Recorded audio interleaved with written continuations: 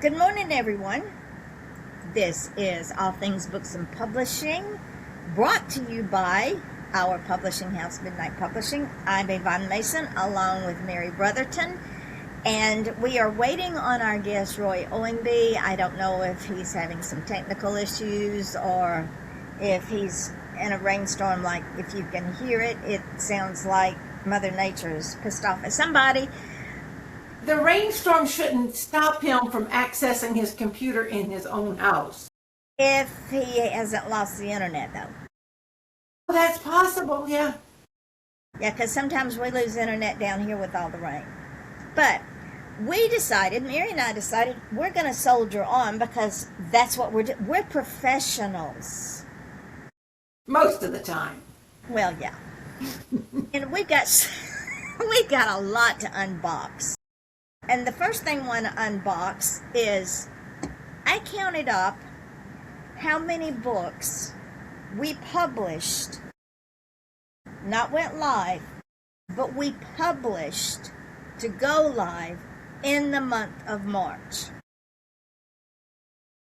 Now, you're talking about 2, maybe 3 people, 4 people tops that are volunteers with Midnight Publishing. 5 now that are volunteers with Midnight Publishing. That would be myself, Mary Brotherton, who helps me run the podcast. She also does the little ads that you see that I turn into 7-second videos. Gwendolyn Law, who promotes the daylights out of all of y'all with the bookmarks that you send her. And Brandy Highfield, our book pimp. That child, those 2 people live in Georgia. And Brandy, where she lives, has known people for the last 40 some odd years of her life because she's lived in that area. And she talks about Midnight Publishing and our authors all the time. She hands out bookmarks. She hands out books. You name it, she does it.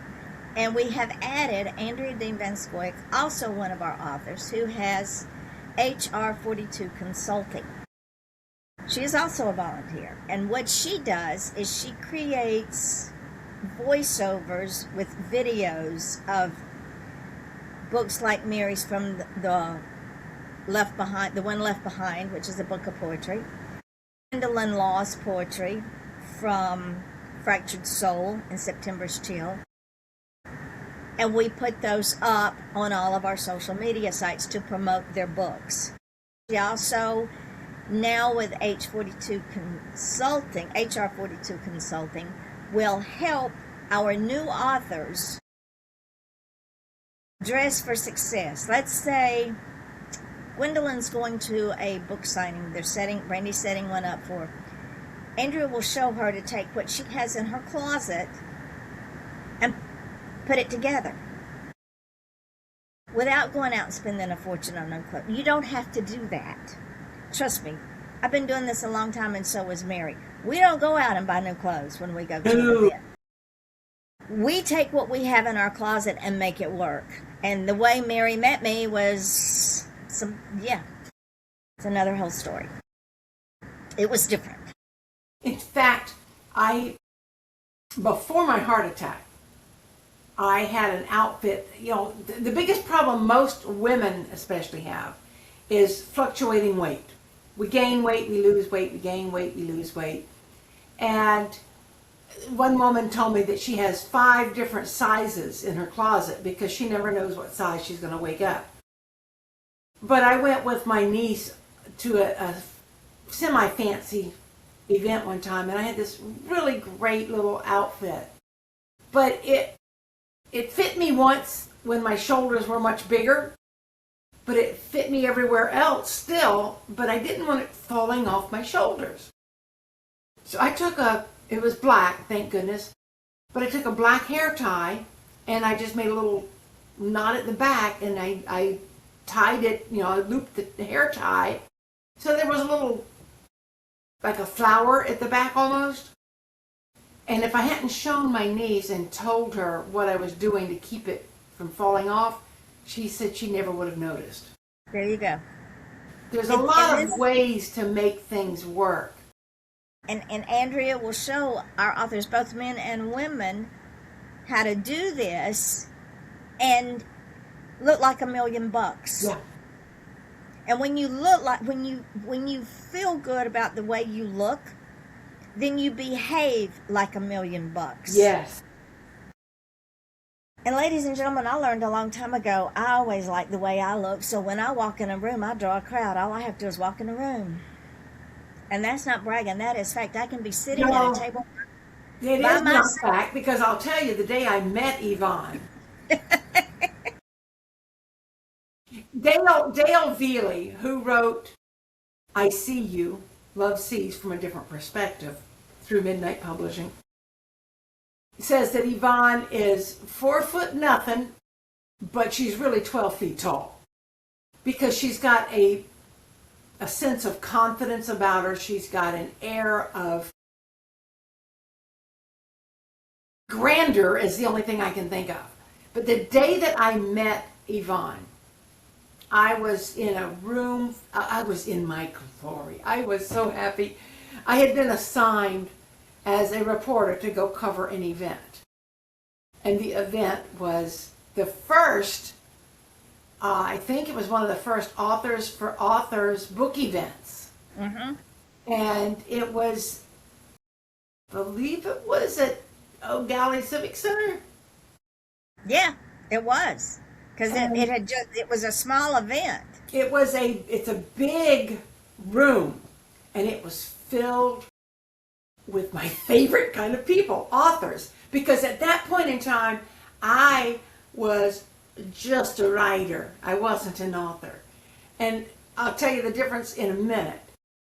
But I was a reporter, and I was making money writing, and I was in my glory days. But I was walking around, I'm looking around, I'm talking to authors, and I'm collecting their books, because we had decided that we were going to do book reviews at the newspaper, which meant Mary got to read all these great books and do book reviews. It was so much fun.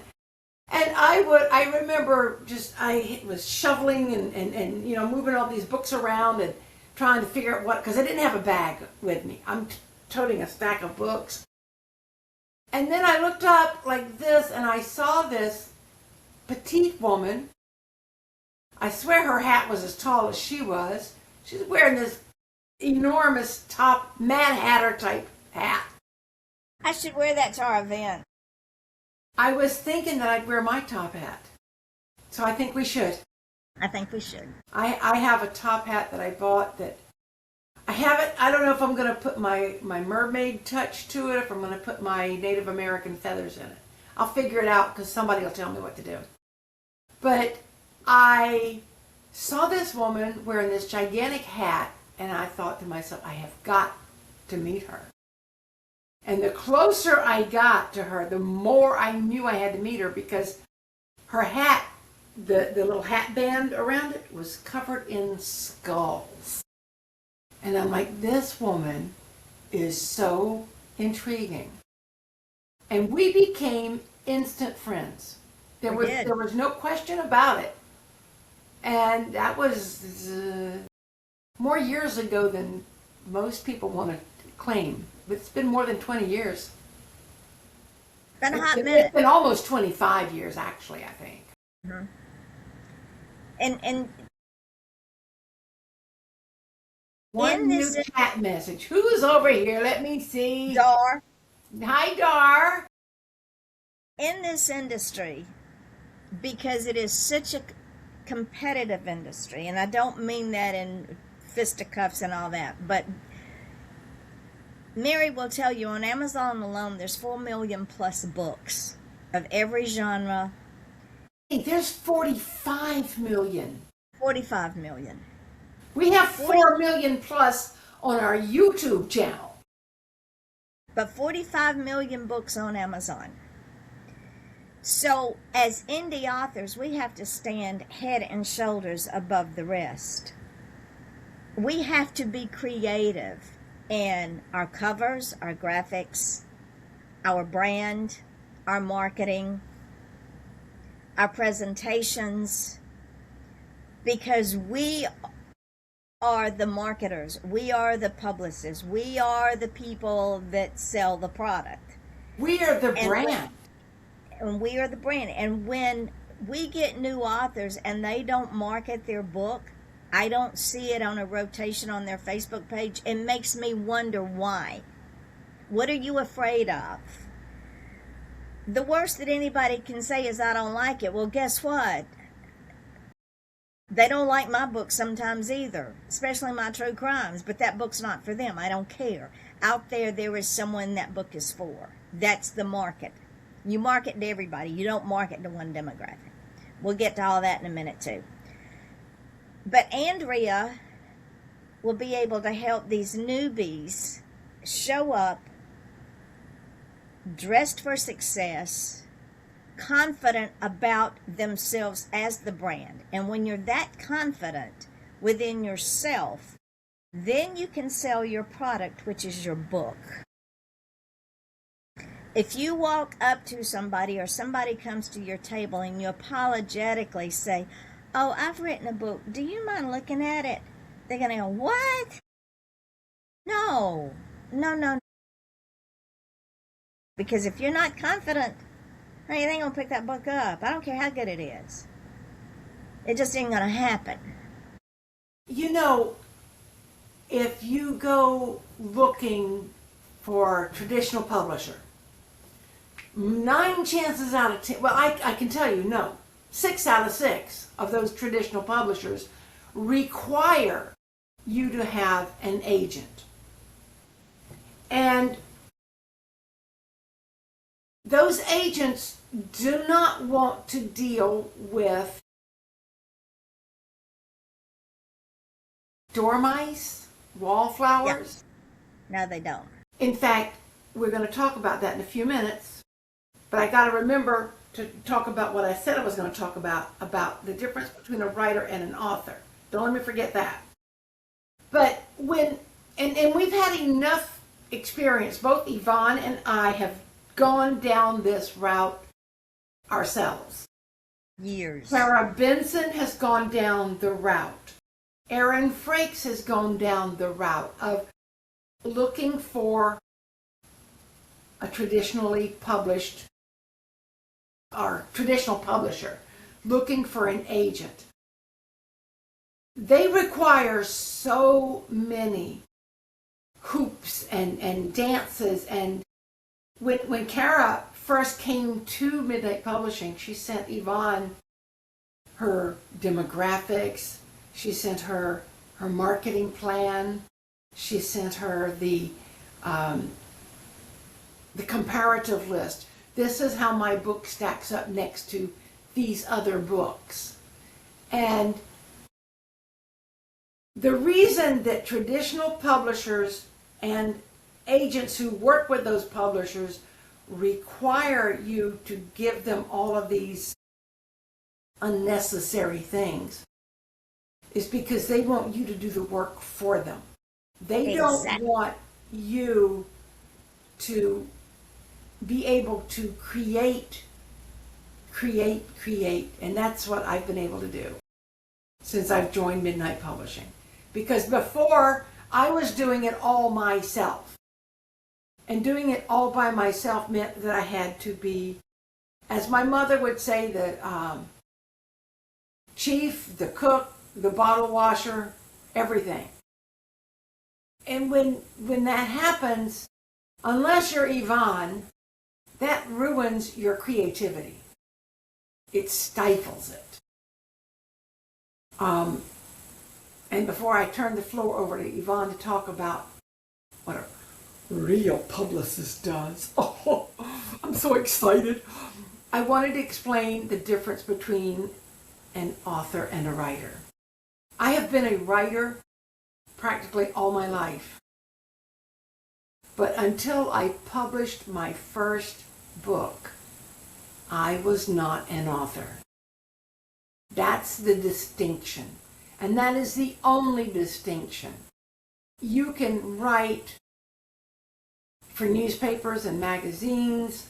You can write dissertations and poems, and you can have a desk drawer or a computer full of novels that never get published. But the day that you publish, you become a writer. I mean, an author.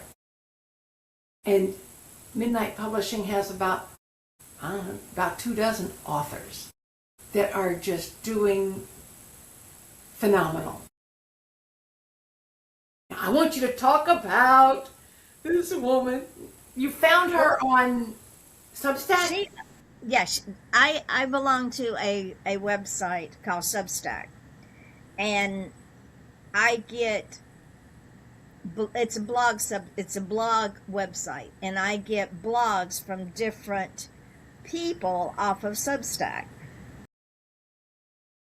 Now, before I talk about this woman, I want to talk about what Midnight Publishing did in the month of August. Again, we have August or March? March. We have me, Mary, Gwendolyn, Brandy, and Andy. 5 of us that work different in this publishing house that does not charge their authors, unless. In the month of March, we published 12 books. Some in all 4 formats, some in 2 formats, 2 coloring books, 2 graphic novels. And when I say graphic novels, I'm talking about novels that are early 19th century, where the graphic is within the book. It's not a comic book. So, in March, we published Under the Dragon's Shadow by Sherry Ann Richardson, which is now live, which is the prequel to Under the Dragon's Eye. We published The Amnesia Puzzle by Roy Owenby, who was supposed to be on a guest. Don't know what's happened to him. And he just sent me his manuscript and said, here, do with it what you will. Didn't know him from Adam's House Cat. Didn't know how he found us. I sent him the contract. I sent him the guidelines. He's happy as a clam. That book is also live. Gwendolyn Law. In the month of March, we published Dave's Coloring Adventure, which is a coloring book. Gwen's Colors, which is 3 of her coloring books that we published individually. We put them all in one coloring book. We did 2 graphic novels taken from her coloring book, Gwen's Color Affirmations. The first one was God Loves Me Always and Fear Will Not Win Today, and there's another one coming. We did Sherry Ann Richardson's gardening book, 101 English Garden Tips. We did The Wilderness of Wren, which is Roy Owenby's second book that is coming out on the 13th. We did Firm Foundation and Faithful Bridges, which is Carol Belavance's spiritual inspirational book. We did Embracing Dreams and Growth, Gwen 2.0, which is Gwendolyn's affirmation of embracing her dreams and growing by leaps and bounds. That, when we did Andrea Dean Van Scoy's Taoism versus Karma, when the 2 collide in disharmony. All of those we put out in March. We put up to come out.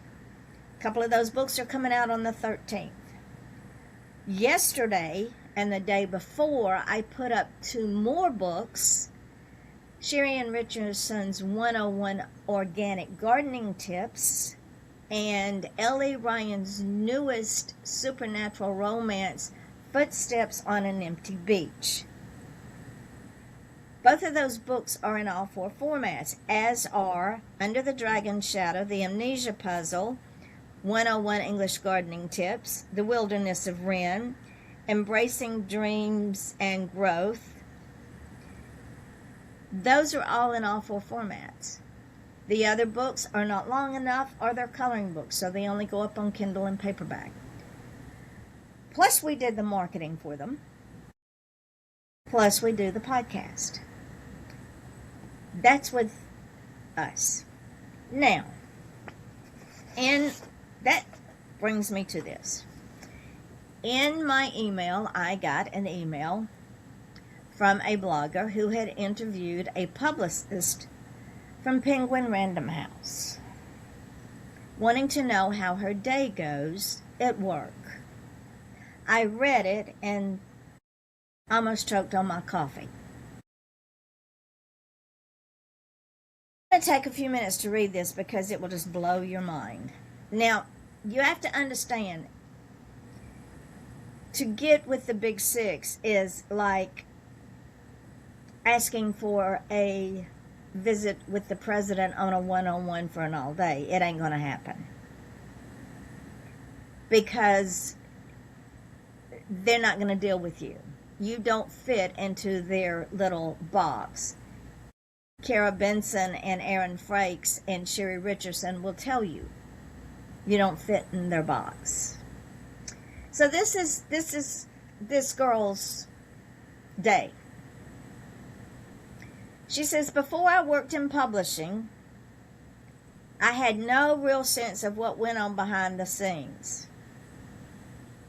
You still don't. This is my and Mallory's attempt to offer that same kind of window. Honey, you need to contact me. Without further ado, let's walk through an average Tuesday in my life. We're going to walk through hers and we're going to walk through mine. 7 o'clock. Wake up and get ready.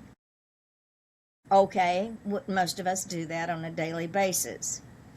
At any given time, I subscribe to 3 different print magazines, from Food and Wine to Vanity Fair to Time.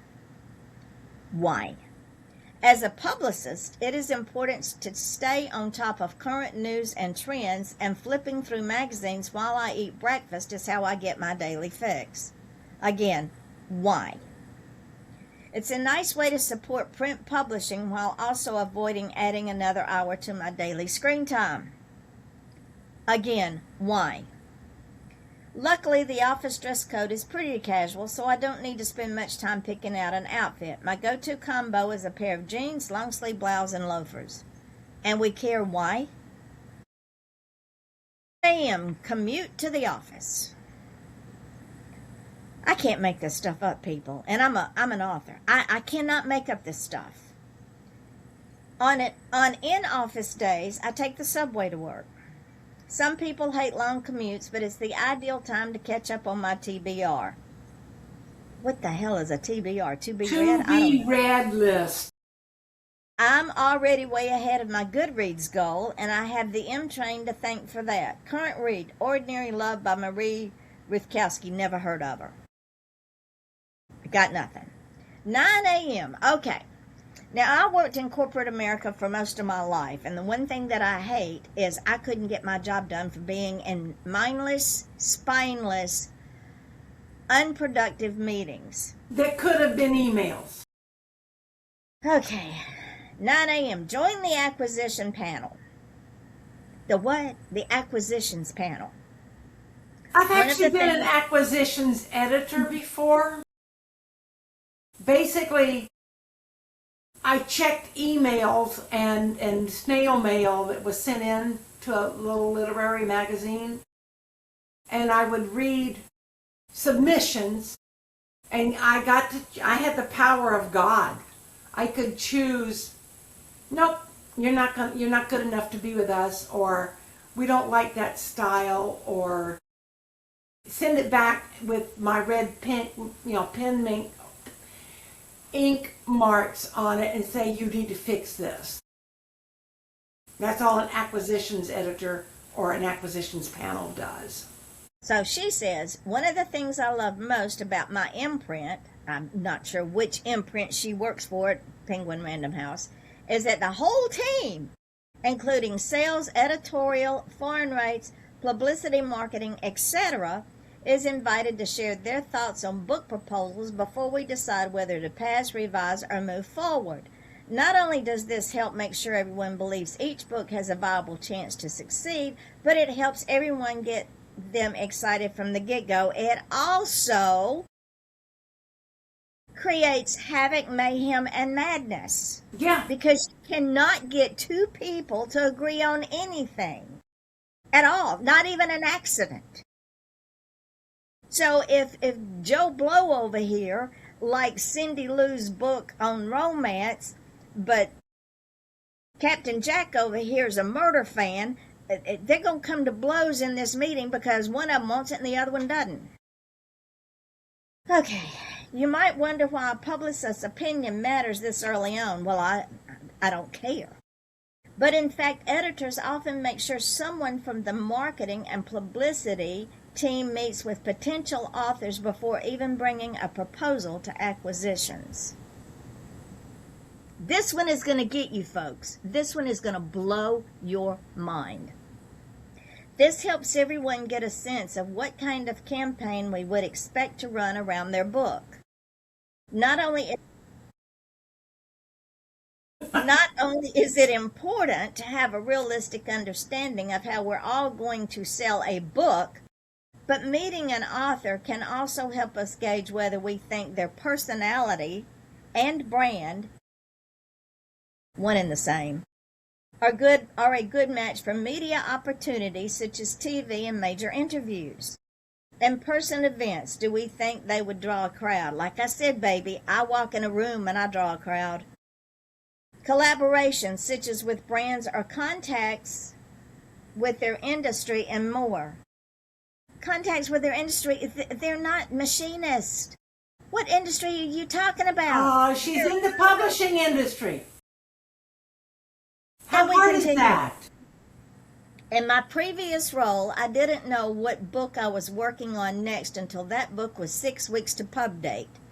Now I get to know what books I'm going to be working on 2 years in the future, and I get to watch them develop in real time. Wait. 2 years? 2 years. So you get my books out in 2 days. Yeah, I know, right?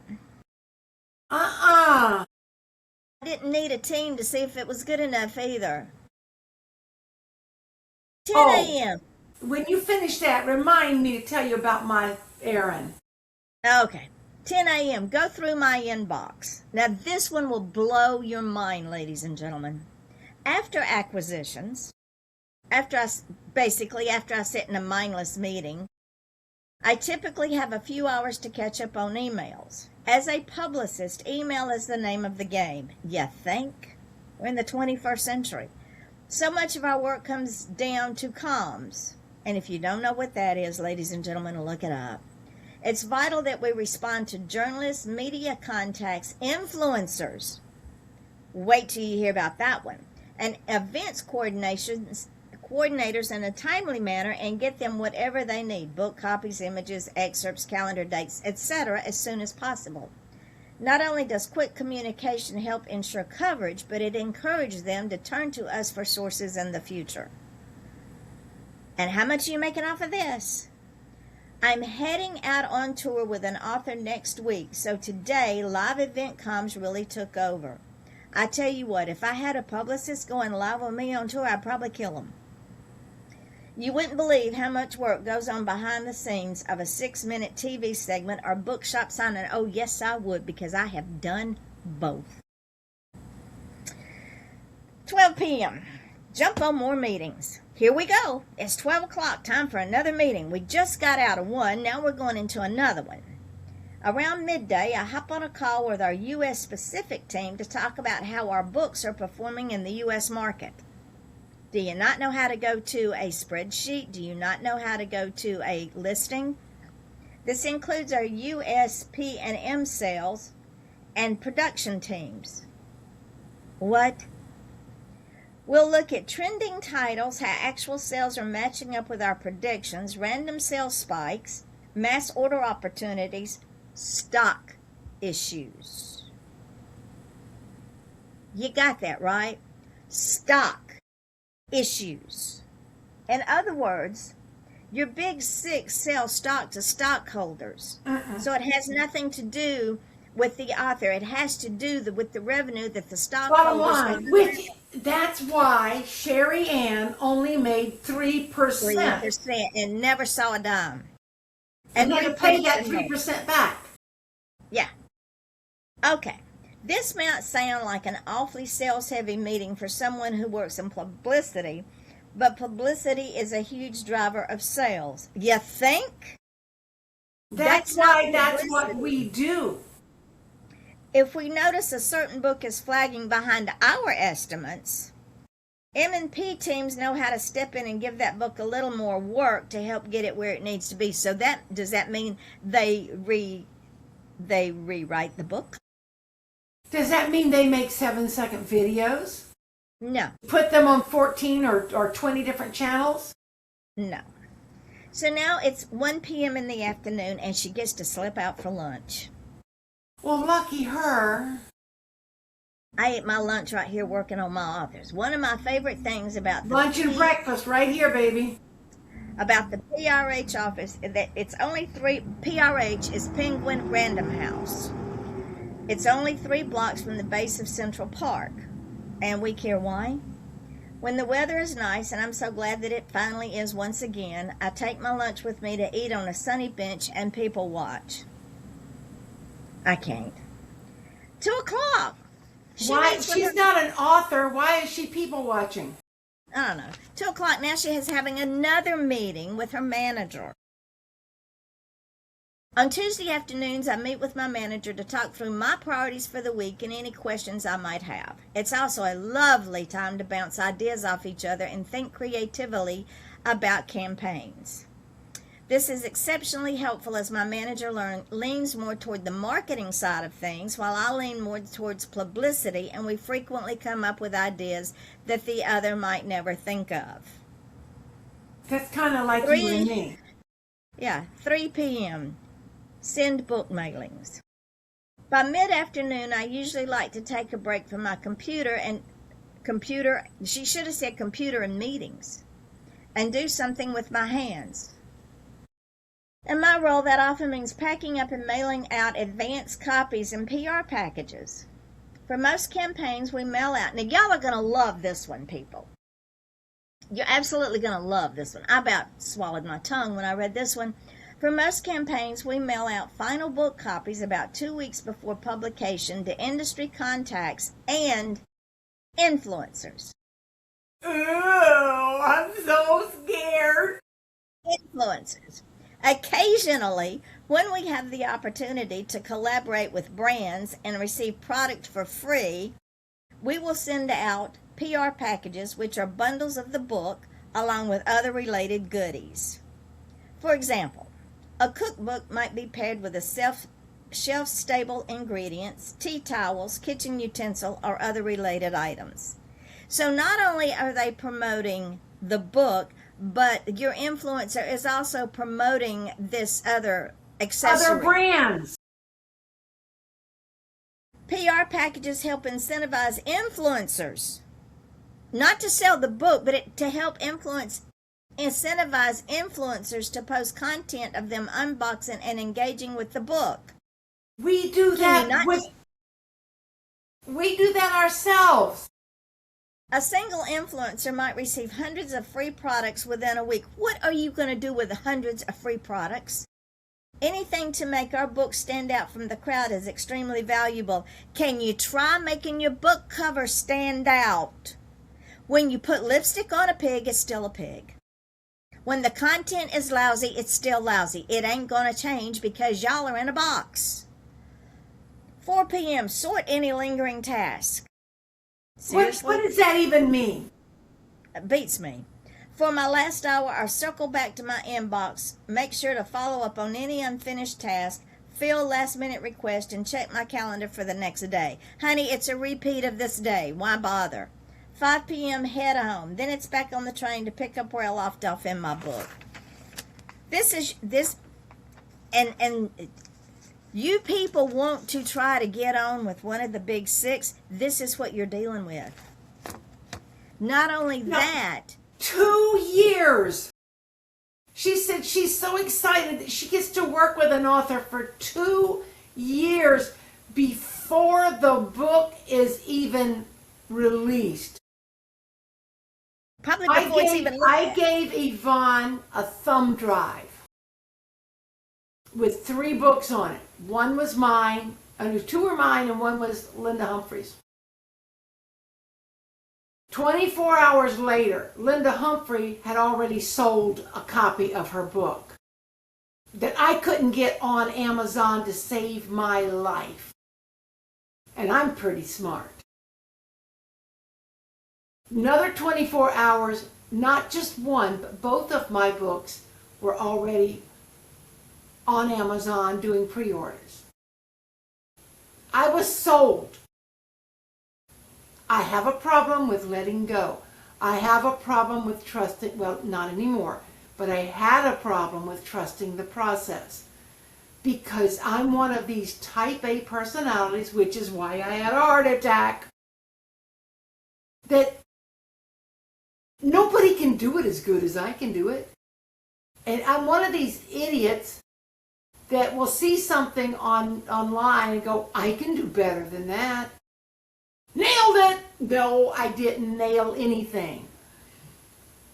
I gave myself over to Yvonne, and I just said, you're it. Go. In 6 weeks, she put the next 6 children's books up for me. And then in the last, well, I've lost track. From June to November, she published 16 books for children and adults. When I'm recovering from a heart attack, I had these inspirations to do 2 children's books. I don't even know. I mean, it's been a blur for me. I just wrote them, I sent them to her, and next thing I know, I've got Grandma's heart attacked her and perfectly, what did I call it? Perfectly imperfect? Perfectly perfect. Perfectly perfect. Story about children and friendship and how children accept each other without conditions. And Yvonne she takes them and runs with them. I don't need her to work with me to develop my book for 2 years. Which, that brings me to another topic. And ladies and gentlemen, I have 24 authors. Yeah, she makes every one of us feel like we're the only one. I cannot stress. My son, God bless him, he knows he's got issues. He has self-esteem issues. He has what he calls brain chemical malfunctions. And right now he's in one of his low points, and he's trying to figure out if if life is worth living for him. And he was telling me about one of the new things that he'd written in his next book, and I'm like, oh my God, that's so good. And I asked him questions, and he was like, is it really good, Mom? I'm like, yeah, it's really good. He said, are you sure it's not garbage? I said, son, let me tell you something. Yvonne would not have published your first book if it was garbage, because her reputation is tied to your reputation. She could have published it if it was crap, but she wouldn't. I said, but she wouldn't rave about your book. She wouldn't carry on. She wouldn't tell everybody what a good book it is.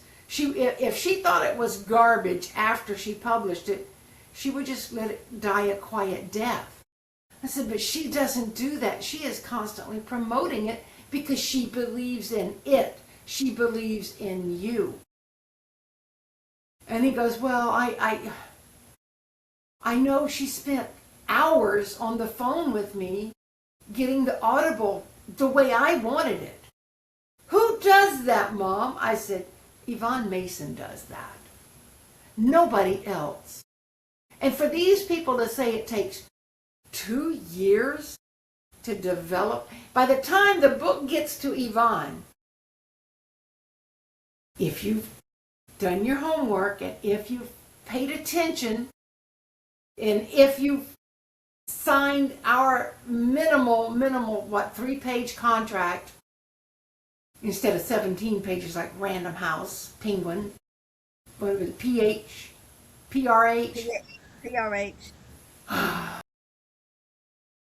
17 pages, Sherry Ann said she had to sign. And she said she was dizzy by the time it was done. And she just signed it because she wanted to be with one of the big houses. She thought that was the thing. That was the end of her dreams, you know. And it takes them 2 years to develop a book. No, the book is supposed to be developed by the time you submit the manuscript. If I was to contact Random House or any of the other big sixes with an undeveloped idea or a partial A Journey with Angels. Now, I haven't sent that to Yvonne yet because I figured out what I was doing wrong and I'm fixing it. And it's not taking nearly as much time as I thought it would.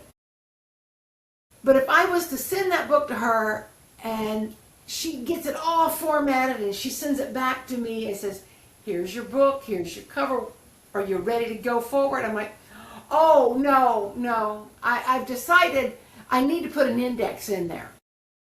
And I'm still waiting on somebody with 1,000 initials behind their name who's going to write the foreword for me.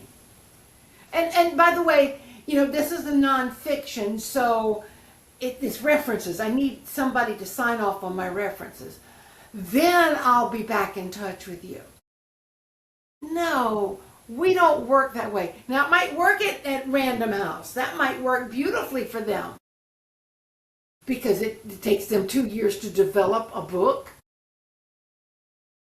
It doesn't take that long to develop a package of brownies in the oven. I don't understand the need to make authors wait. And neither does Yvonne. When you are paying all of these people, Except for the author,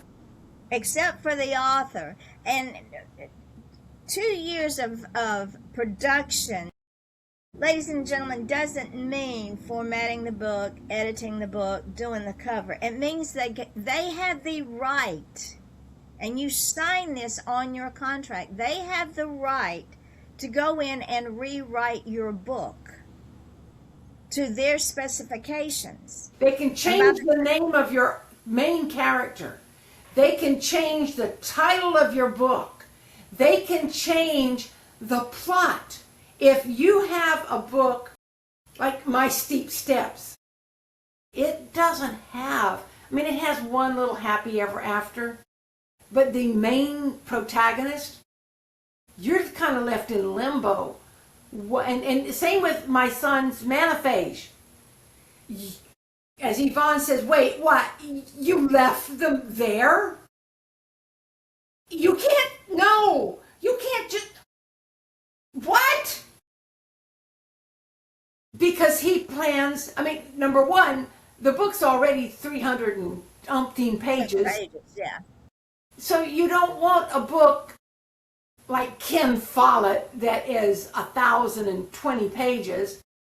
You want the book to be manageable. So you write sequels. Just like Sherry Ann Richardson. She first wrote Under the Dragon's Eye. Now she's written Under the Dragon's Shadow, which is a prequel to Under the Dragon's Eye. So now you're like, oh. Now I know. And you wrote Murder in the Village. Mm-hmm. Short and sweet and funny as hell. A lot of fun. But it wasn't done. Because there was more drama, dramedy. So she wrote duct tape, duct tape, and Duct tape, tarp, and a shovel. Duct tape. Duck stop. And there could be a third. If we would give you time, because you don't take time for yourself, for your own. I'm committed, and this is what I preach daily. When I ask a new author, are you going to trust the process? Will you trust the process? And will you trust us? and they say yes, then to me that's a commitment. And I am even more committed to my authors. And my authors will tell you that. Chat message. Bonnie just joined us. Hi, Bonnie. Yeah. So we got Dar, we got Bonnie. Nice. But when that author comes back and says, "Well, I trust you, but," no. You're either all in or all out. We're not playing this game. Yeah, I mean, I saw an email exchange with you and one author, or maybe it was the author's agent, I'm not really sure, who said, "We're all in. We trust the process. We trust you." But we're going to explore our options first. No, you can't have it both ways. The time to explore your options was before you agreed to come on board, was before Yvonne did all the illustrations, before she laid out your book for you. So, And the cover. and the cover. So I wonder sometimes, this has happened twice in the last month or 6 weeks or so with 2 different children's authors. And if Yvonne's not upset, I am, because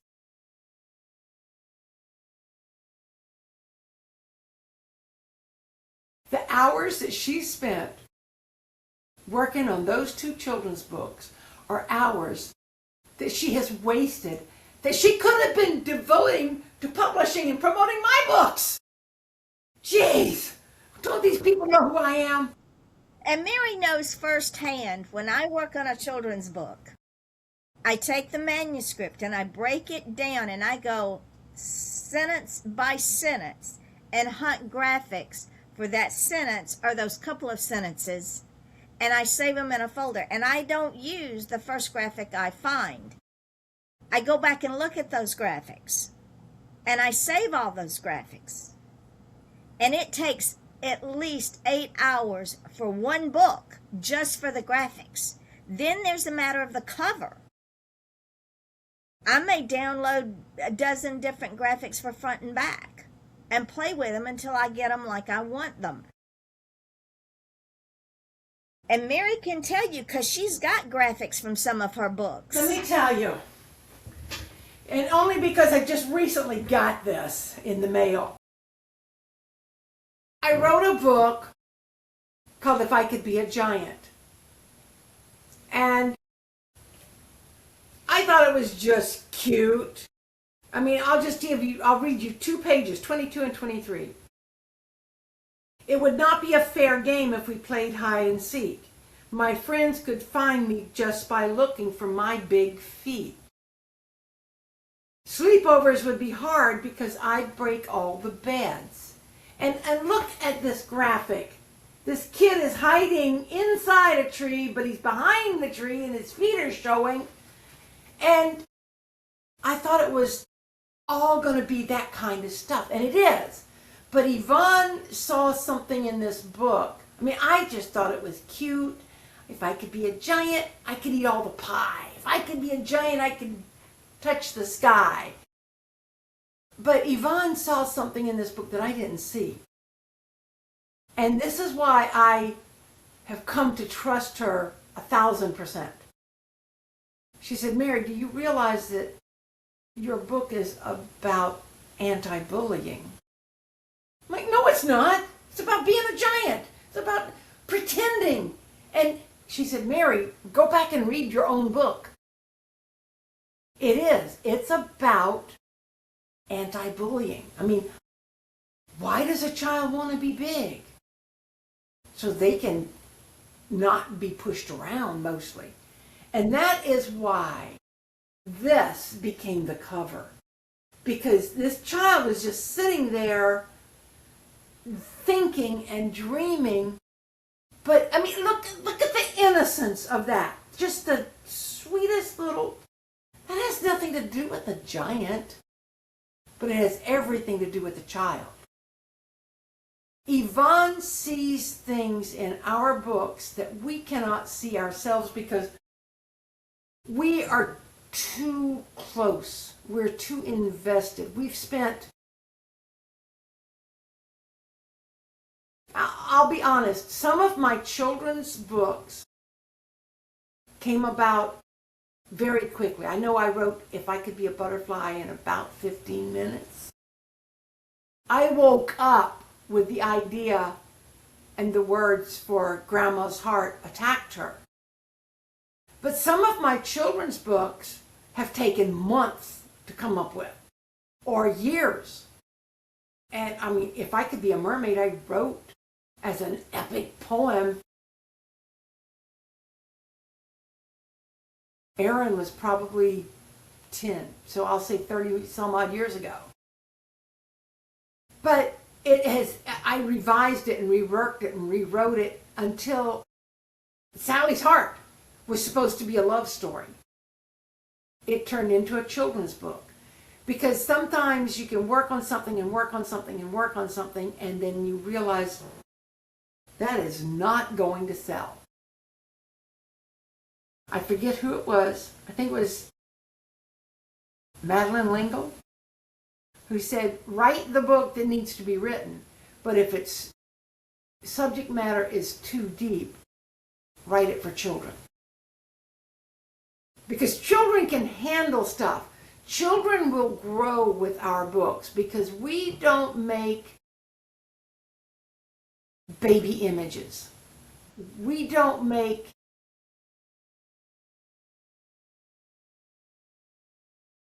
insult children's intelligence. There you go. We don't make insulting images. And the thing is, I grew up bored out of my gourd in first grade because I already knew how to read.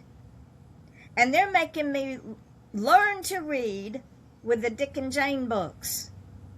And anybody that's of my generation may remember Dick and Jane.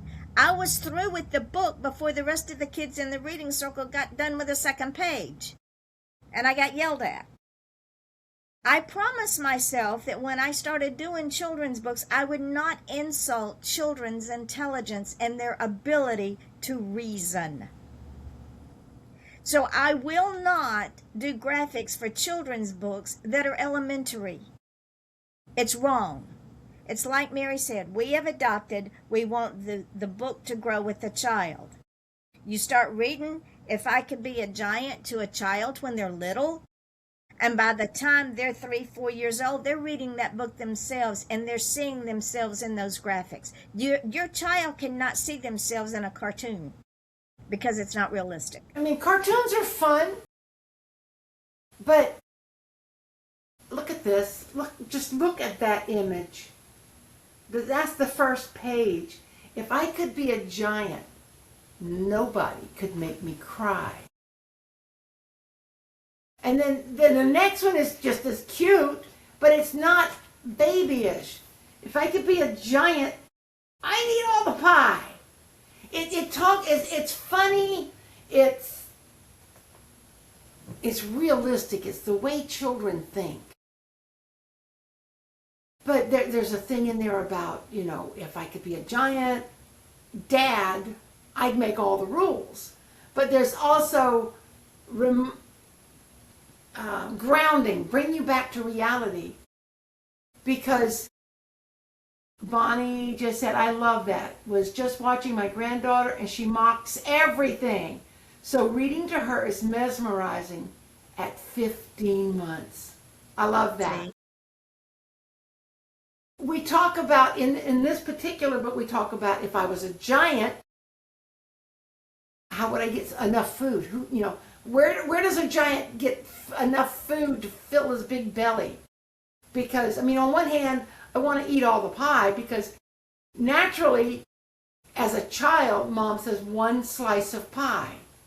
Because they don't want you to get a tummy ache or they don't want you to fill up on just sweets. But a child doesn't think about that. But this book reminds them there are consequences.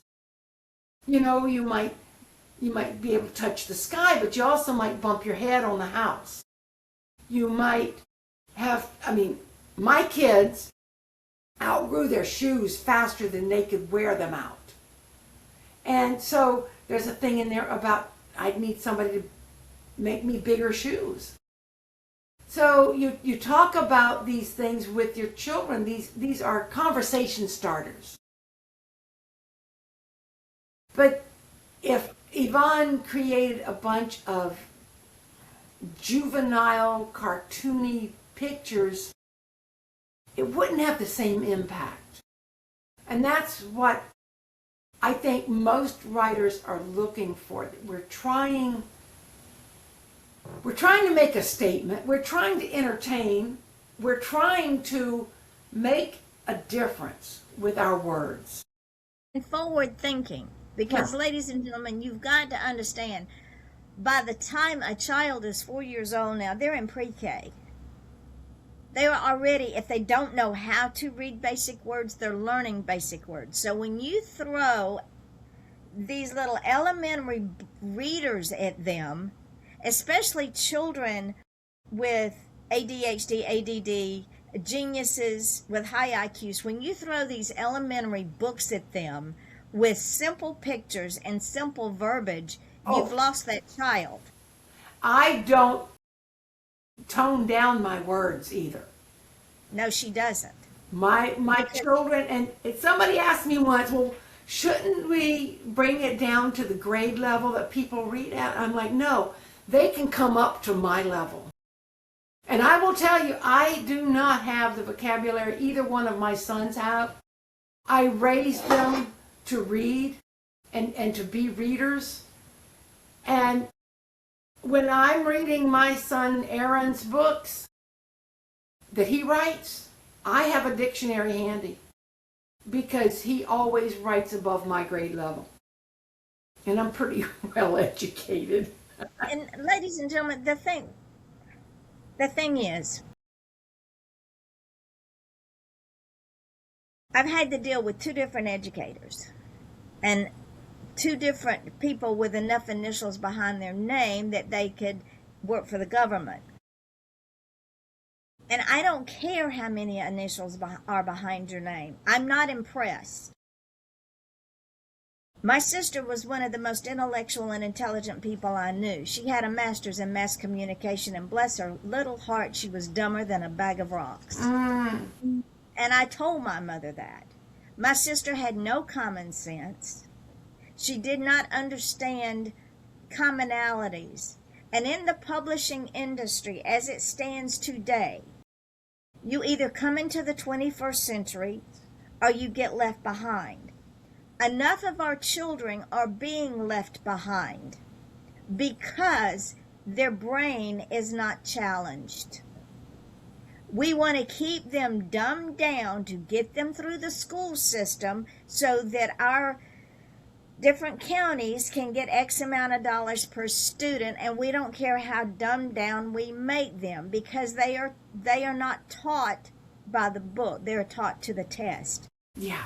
So why would you dumb down a children's book, make it so elementary that by the time a child is 7 years old, that book is going to the local Goodwill, tell them, hold on, Goodwill, because that child is bored with it. Bonnie was just put up two laughing faces when you just said that.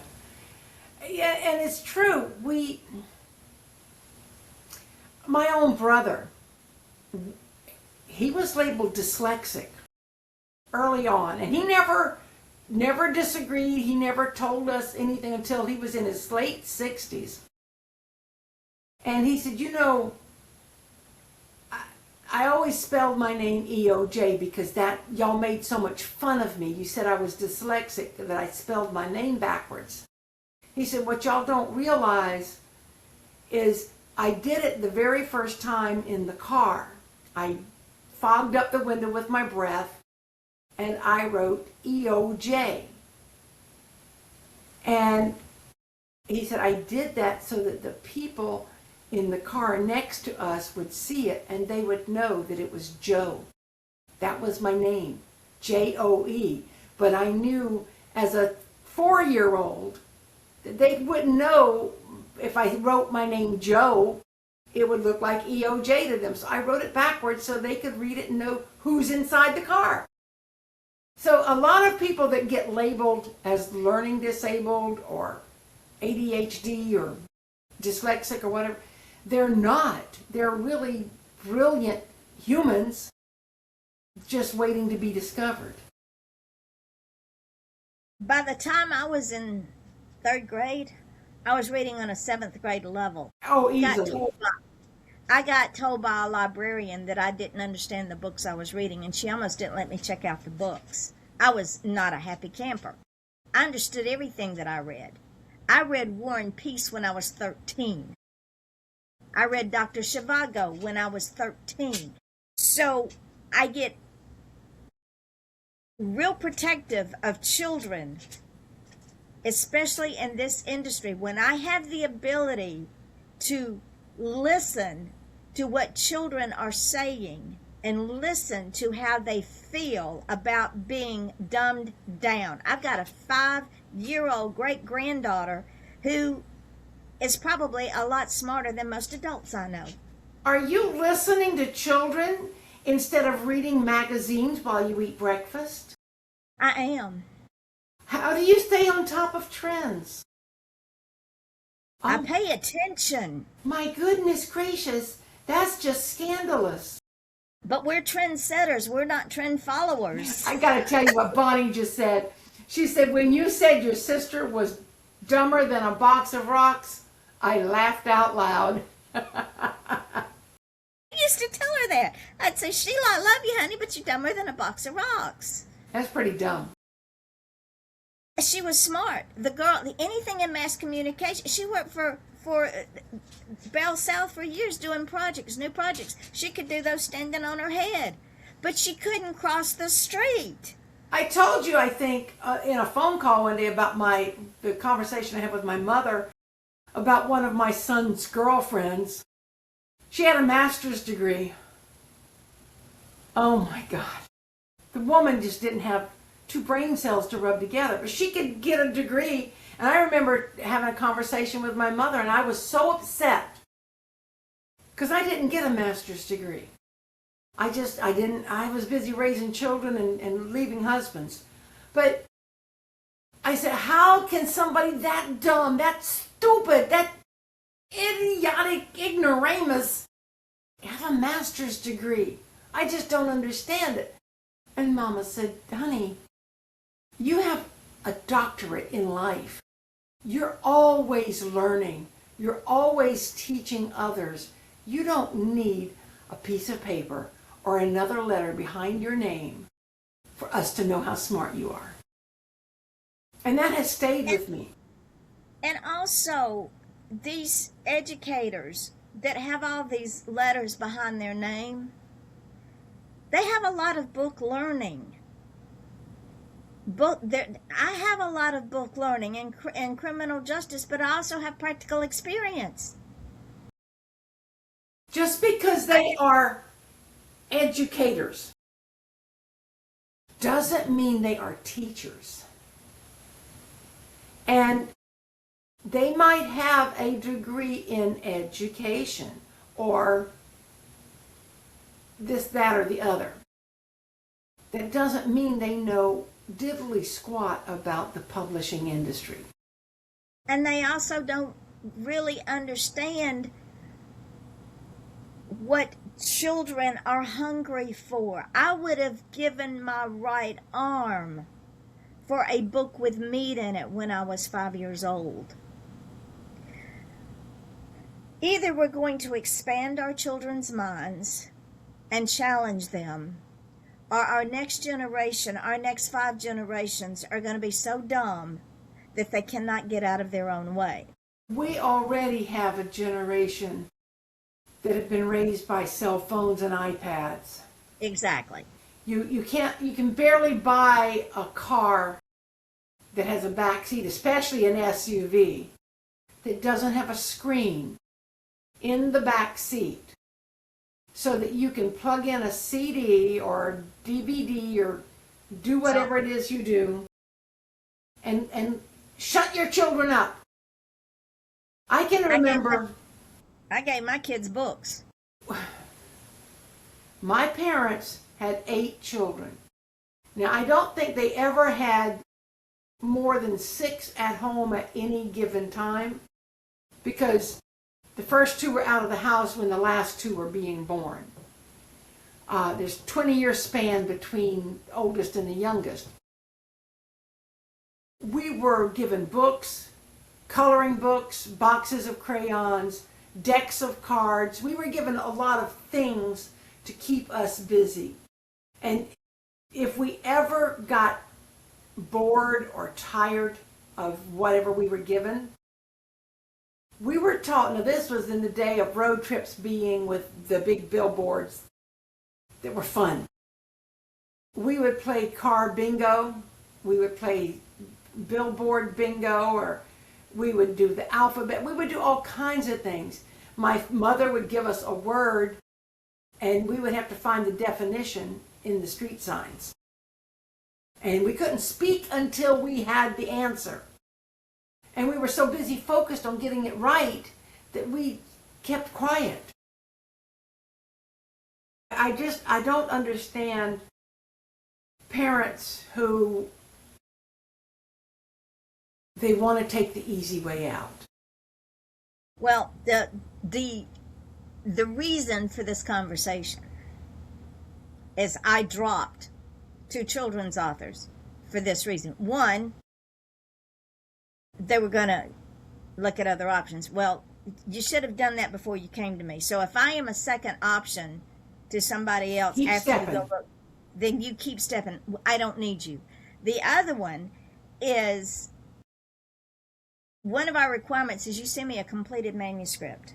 If there's illustrations in there, much to my chagrin, I'll accept them. I might not like it, but if they fit the constraints.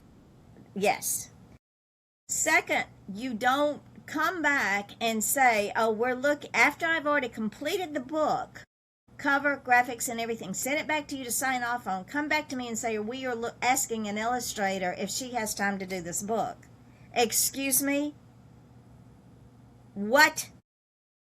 Can you imagine how easy it would have been if that author or writer had sent you the manuscript with all the illustrations, numbered by which page they needed to be on, or at least described accurately in the descriptions? Then you could just plug it in. You could plug and play. And you could have had the book done in less than a day. And they could be making money selling that book. But for them to come back after you've already created the images? Well, that was not the insult.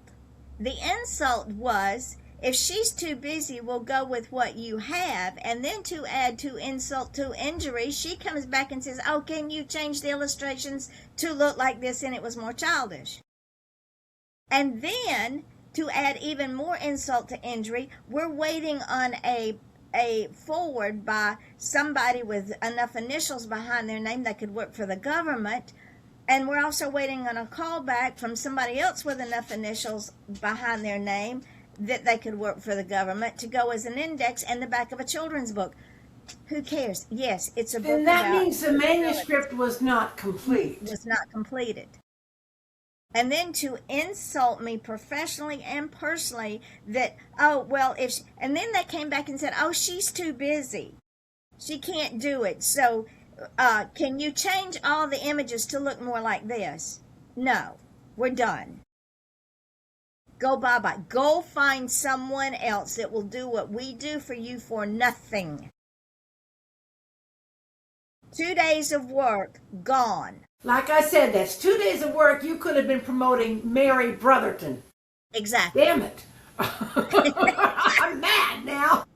So we revised our contract. And yes, I am a very easy person to get along with.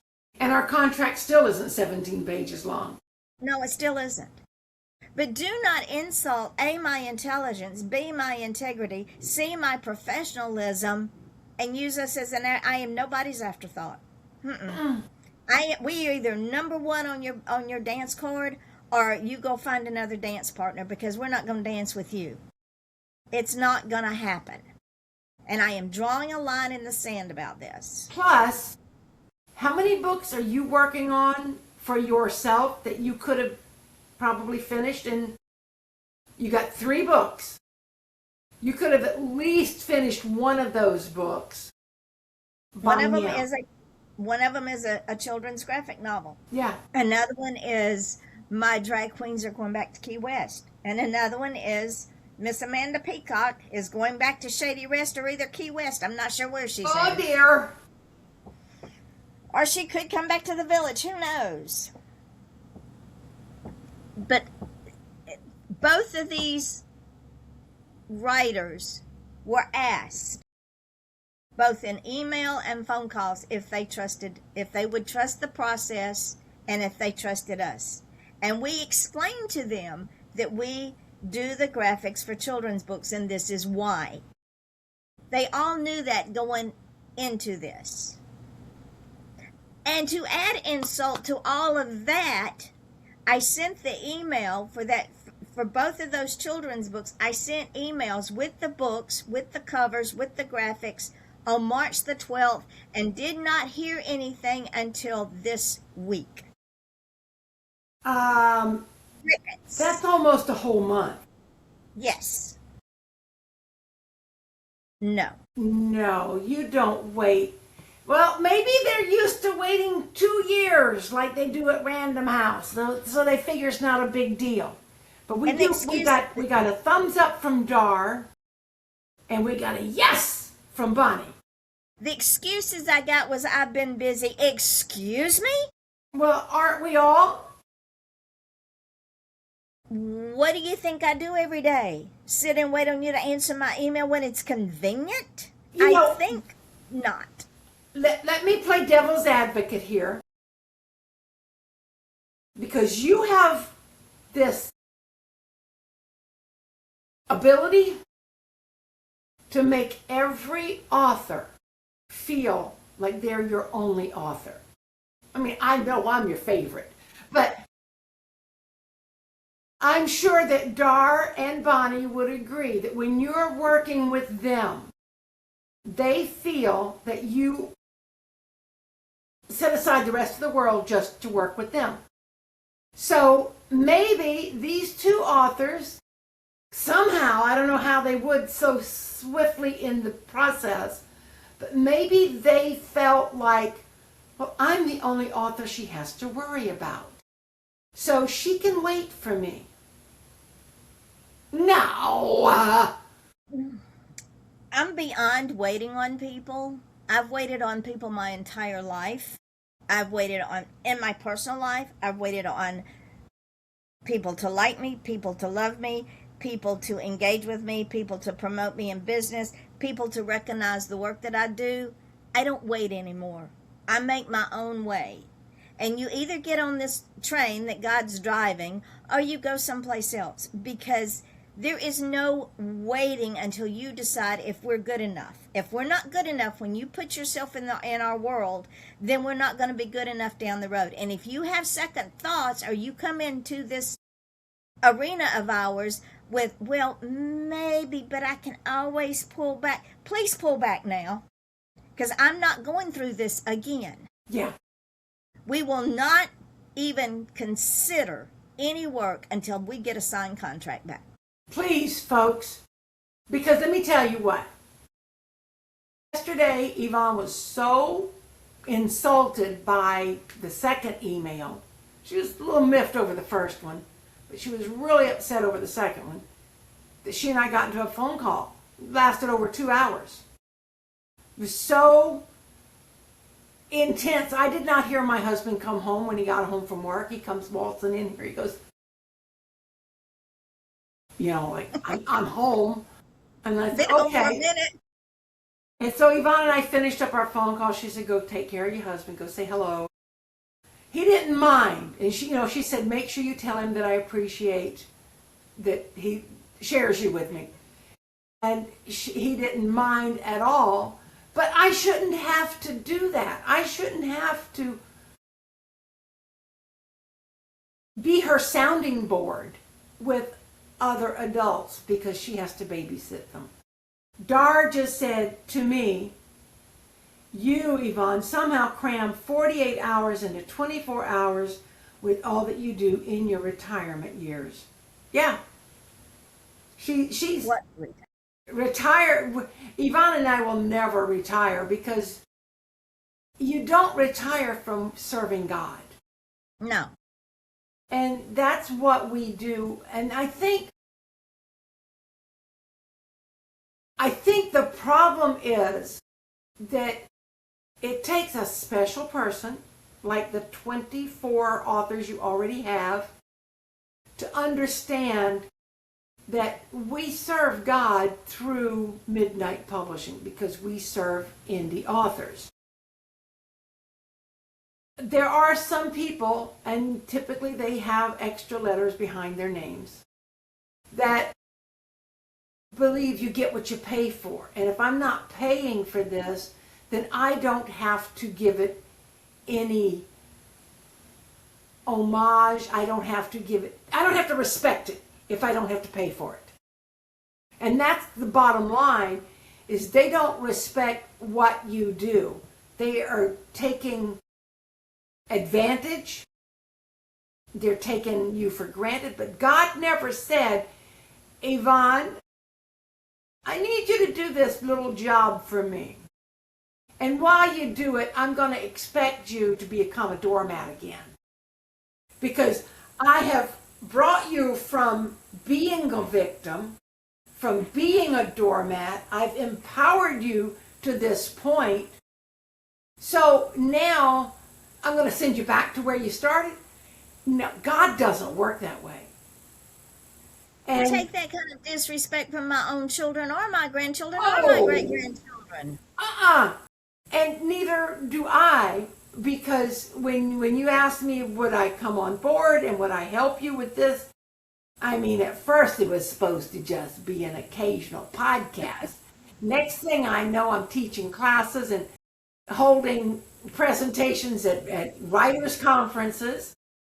But I don't mind, because it's another way for me to do what I love to do without doing the things I don't like to do.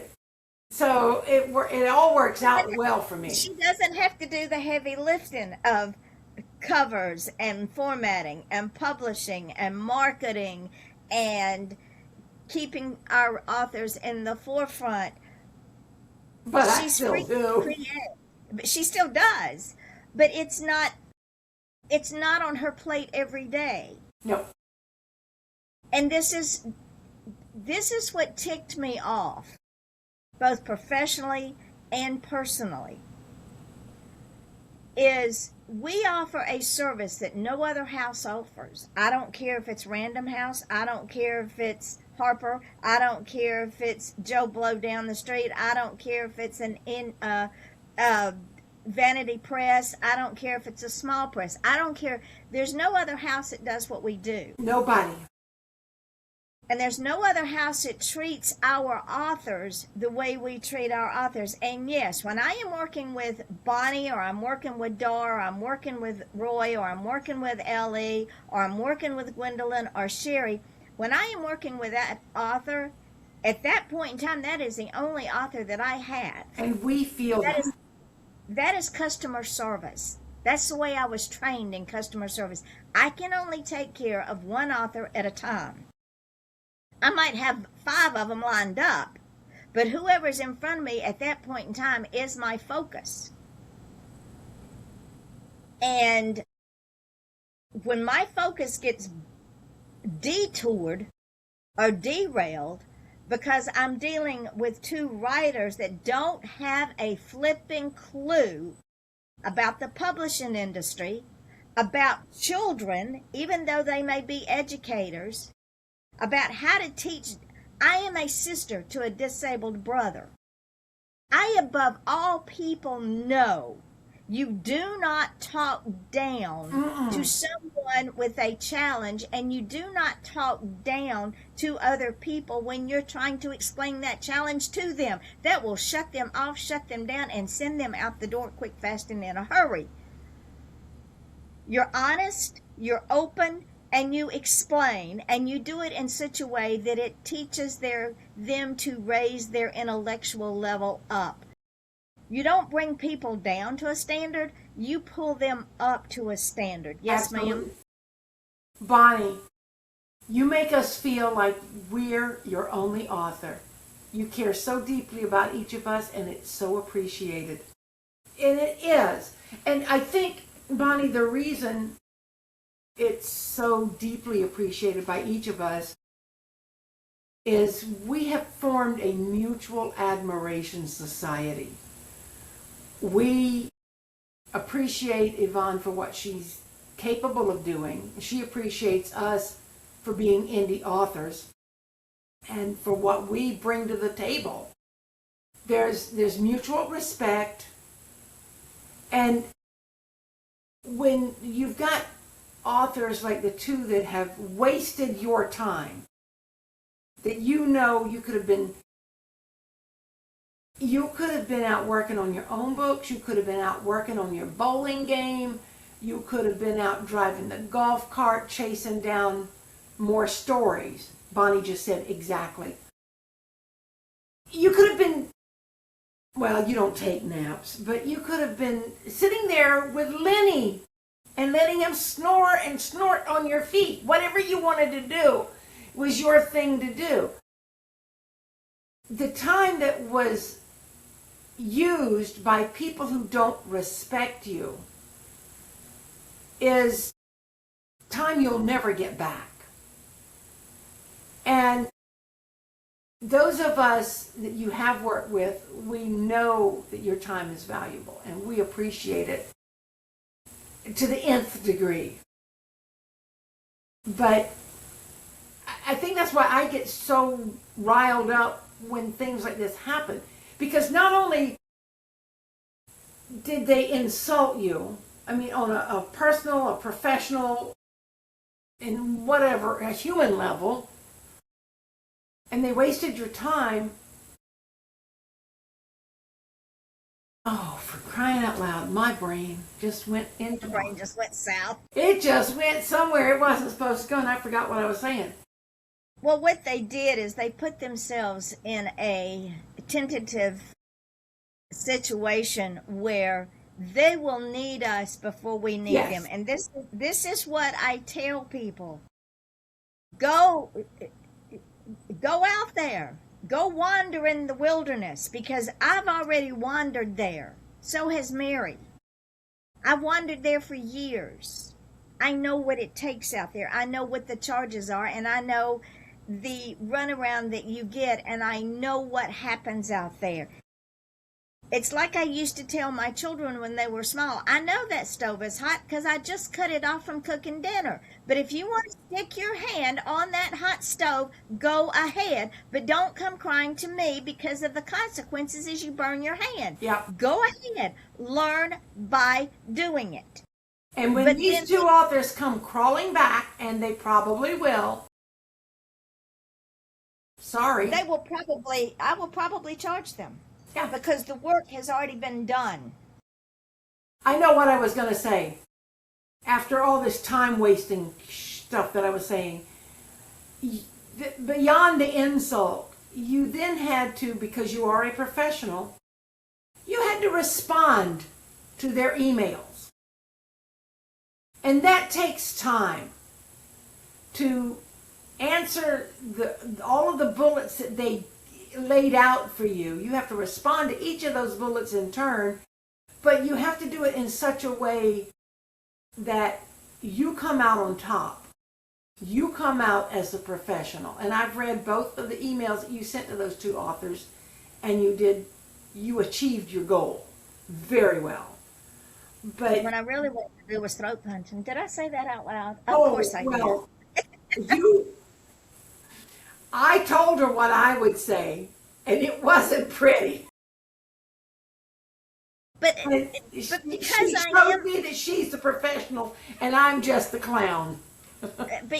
and because I spent so many years testifying in court, and because I spent so many years having to put cases together so that we didn't lose those cases due to my testimony, When somebody sends me an email with all these bullet points, I am not going to do a general email back. I will address every bullet point as to who, what, when, where, how, and when.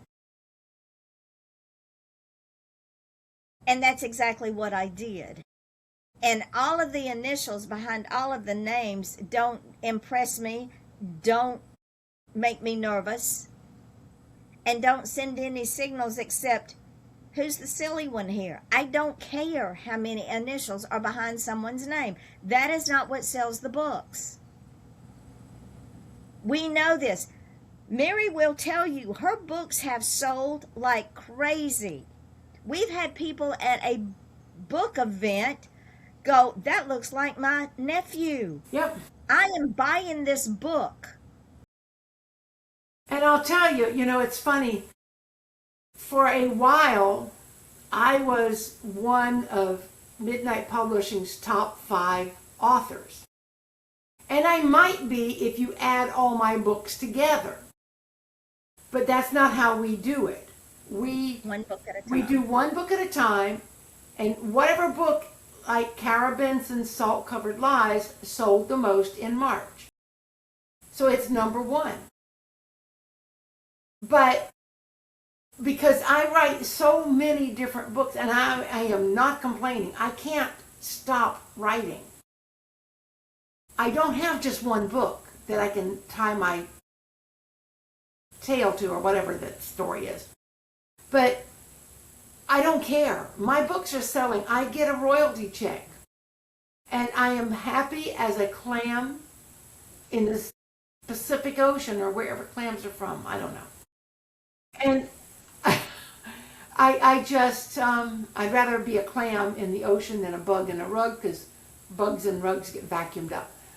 But I'm thrilled with where I am, and I may never be a top 5 seller at Midnight Publishing again, because my waters are diluted, and that's fine.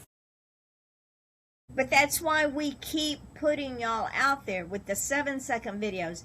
This podcast, when it is finished, it goes up on our allthingsbooksandpublishing.riverside.com website.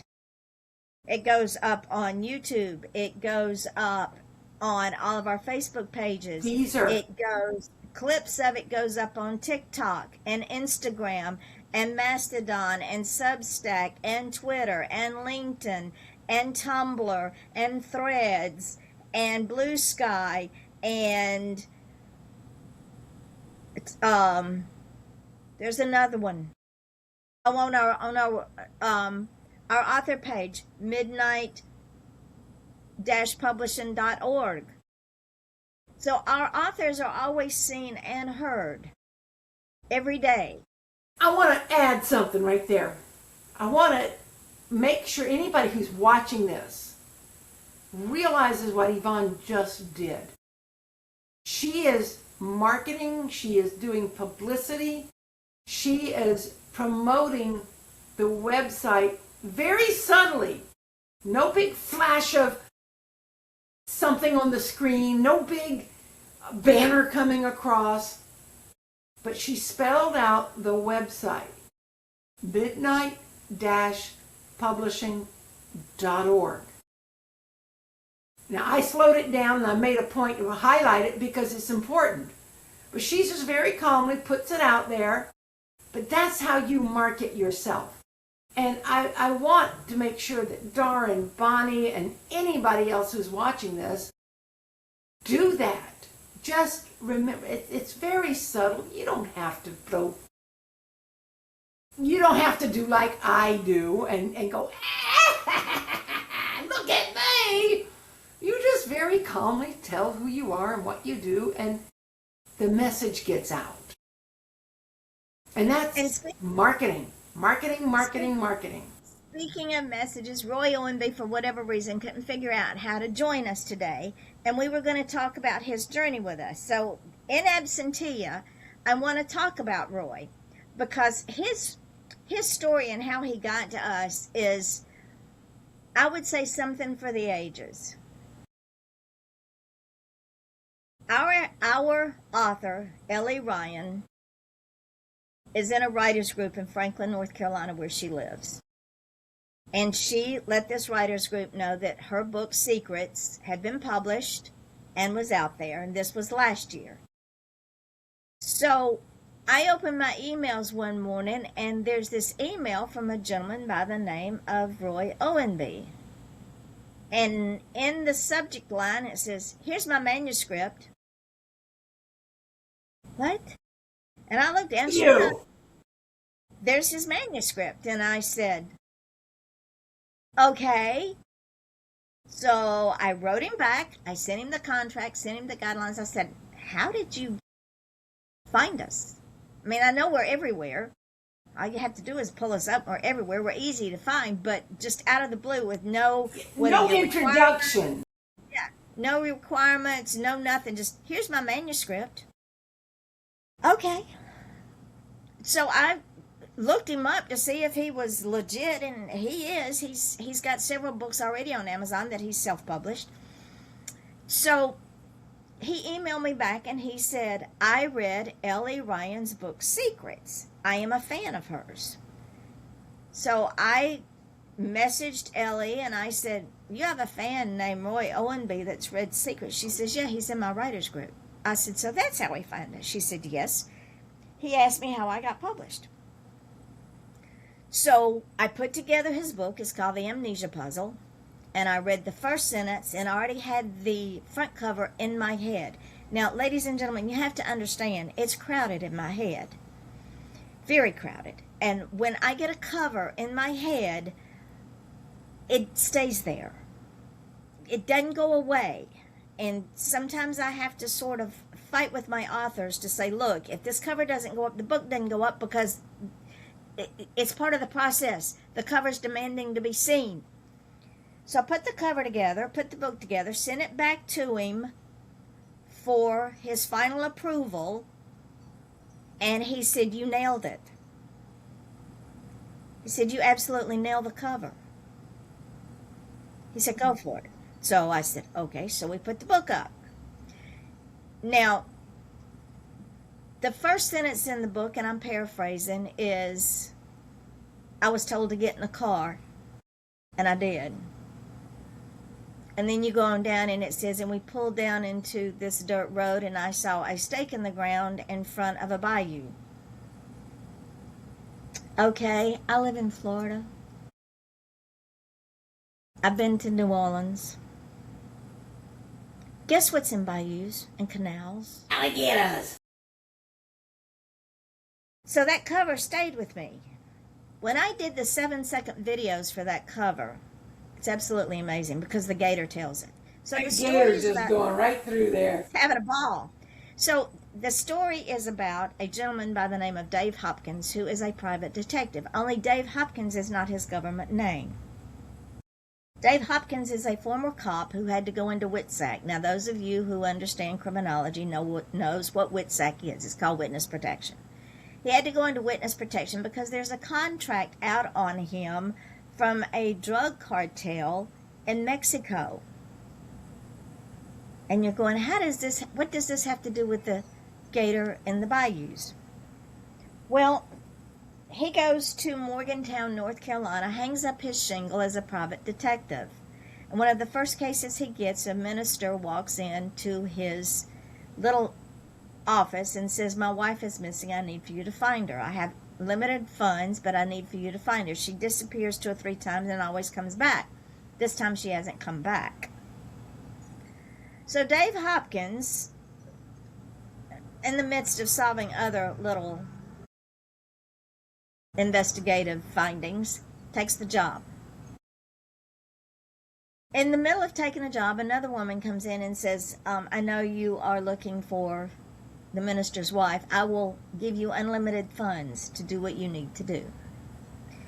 So Hopkins makes friends with one of the investigators at the sheriff's department, and they go on the hunt. Everybody knows this woman in this little town.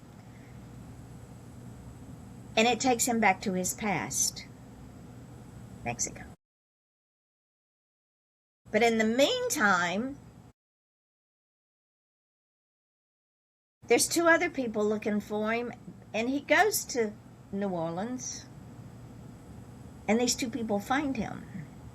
So the beginning of the story is he is tied to a stake in a bayou trying to get a small weapon out of his shoe, out of his ankle holster, so he can get himself untied from the stake before he gets carried off by alligators. I'm not going to tell you any more because you got to read the book. That's right. It is long. And the puzzle is amnesia. Again, I'm not telling you anymore. You've got to read the book. There's twists and turns, and it's absolutely an amazing little story. So not only did I get that book up, but a week ago he sends me another book called The Wilderness of Wren. Didn't ask if I wanted it. Just said, here's my second book. Will you do it? Sure. It's called The Wilderness of Wren. The Wilderness of Wren is a sci-fi fantasy, and the bulk of the story is on this Mars-like planet. The elders of these different clans send their pre-grown children out into the wilderness to become adults. And if they're not killed on their journey and they make it to the other side, then they're considered adults and they're welcomed into the clan and they're given adult responsibilities. These two pre-grown children make it to the gatekeeper at the same time. The gatekeeper lets them both go through. It's a male and a female, and their journey begins. At first, they're hostile toward each other because they both have an end game, and that is to get back. Before they get to where they need to go, they encounter animals that save their lives, that they learn how to speak through telepathically. They're told, be careful who you trust, and it almost costs them their life because they trust the wrong person. They run across people that are outcasts, that are living their own life and want them to stay with them. So when I'm reading this beautiful, beautiful sci-fi fantasy, like I said, I've just said it before, I don't read sci-fi, I don't like sci-fi, but between Aaron and Roy, I could be. The cover's forming in my head, again, because they recharge their little weapons by the blue moon at night. So you live on a red planet and you have a blue moon, and you have this creature that's four-legged with a white coat that's the size of a grizzly bear, but looks like a wolf. Then you have this winged creature that is sort of like an eagle, but larger. And the cover's building in my head. So I send the book back, ask him if he's ready for it, send the cover to him, and he emails me back and he said, you absolutely nailed it. Why have I not found you before now? So when I say, ladies and gentlemen, that when I invest in an author's book, I don't just read the book to format it. Sometimes I get lost in the book, like Maniphage. I forgot I was formatting the book and checking for small errors because I was too busy getting involved in the book. It's a creative process that I cannot explain. As a photographer, as an author, and as an artist, when images get in my head, they stay there. Yeah. They have to go somewhere. And I find things, just like Mary said, I pick things out of books that, because authors get so into the weeds of putting their book together, there's dialogue in there, there's actions that happen that they really don't know they've put in there. So, The Wilderness of Wren is not a plot-driven story. The Wilderness of Wren is a character-driven story of two people that are going on an unknown journey that have to make decisions with consequences and have to decide who to trust, not to trust, and what you watch their growth on the way. In the end, they make certain decisions that was not what they had decided to do when they started the journey. Same thing with Manaphage. Manaphage is character driven. Phage is a cyborg, basically. He doesn't know where he came from, doesn't know how long he's been in that tube, doesn't know if he's the only one on this planet, doesn't know where other people are. But when he comes out into the air, out of the lab that's destroyed, he has to make a decision. Is he going to help people in need, or is he going to go on his way like he didn't see them? And throughout the entire book, it's about decisions with these characters. With Salt-Covered Minds, Salt-Covered Lies, Kara Benson's book, she was told by agents that character-driven books didn't sell. Character-driven books are my favorite. Yeah, her character-driven book is about coming to terms with letters that were really lies to protect people that someone loved. It's about stolen art, but it's also about decisions. And you see these characters evolve and grow, and you want to know more about them. One of my favorite authors, Anne Rice, her books are all character-driven. Every one of her books are character-driven, because you watch these characters grow and evolve and take on personalities. So when you are told character-driven books don't sell, tell them to go pound sand. Where would your last two books be without Penelope? Oh my Lord. And her stilettos. And even though we love to hate her, Lala, you know? Oh, yeah. We're talking about, Penelope is one of my queens. I have 3 queens. Now, let me tell you a little bit about my 3 queens. Years ago,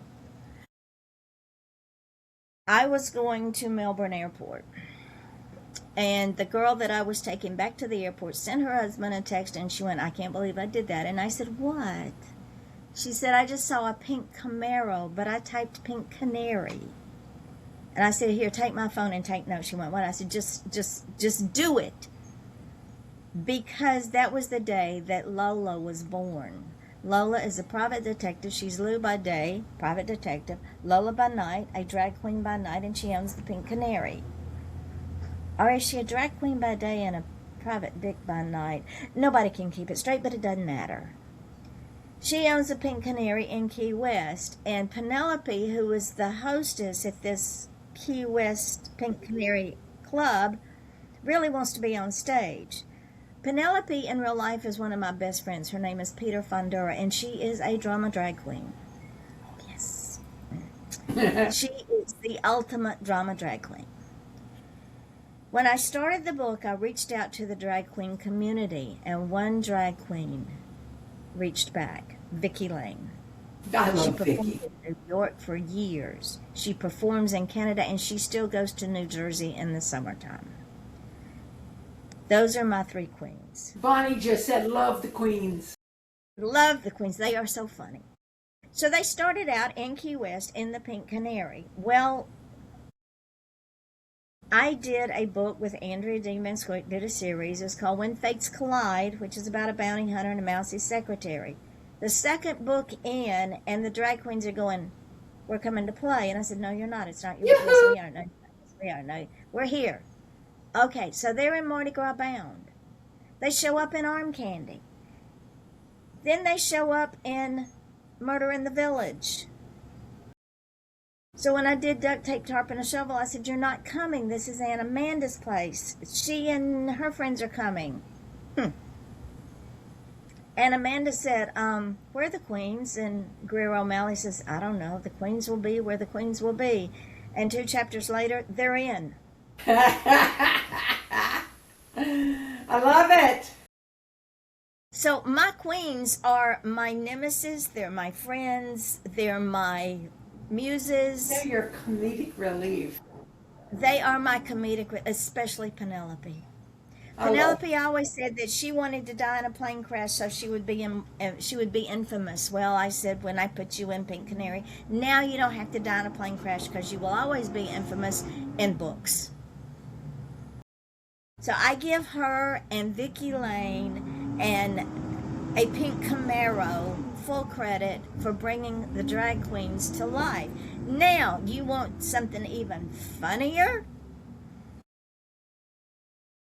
One of my best friends here in the village, he shows up in Murder in the Village, and his name is Dominique.